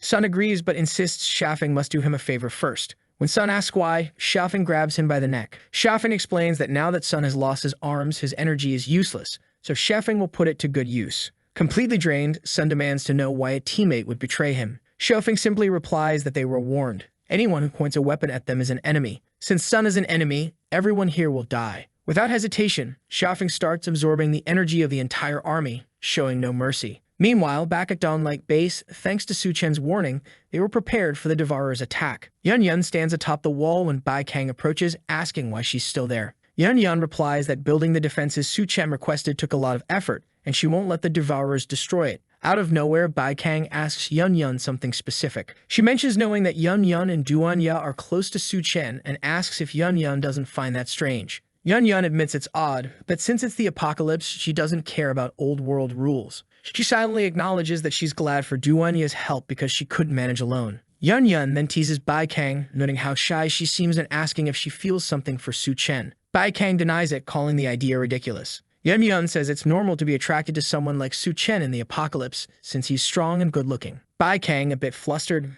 mutters to herself that maybe it's normal then. Just then, someone on the wall points and tells the captain to look. An entire army of Devourers is approaching, far more than they expected. Bai Kang immediately orders the generals to be notified and civilians evacuated. Yun Yun pulls out food from her bag and starts eating. She asked Bai Kang if she plans to abandon the base. Bai Kang replies that of course she doesn't, but securing the civilians' safety comes first. Yun Yun keeps eating, determined not to let the barrier she worked hard to build be destroyed. She retrieves a strengthening potion from her bag, applies it to her arm, and climbs the wall. All but first, Yun Yun declares, leaping off the wall. She tells Bai Kang to organize the troops and ensure no one abandons the base. On the ground, Yun Yun grows enormous, though her clothes somehow remain intact. Grabbing a tree, she challenges the Devourers, warning them they'll go no further. She notices her body is growing even more than usual, likely due to the potion's effects. Now towering like a titan, she confidently declares she'll handle the pests. The Devourer leader laughs, amused by her confidence. The Devourer army advances, scaling roofs like its attack on Titan. Yun Yun smashes those who try to flank her with the tree, sending them flying. Those jumping from the rooftops cling to her arm, but a single swipe reduces them to bloody pulp. Bai Kang watches, impressed by Yun Yun's strength, but aware that even as a giant,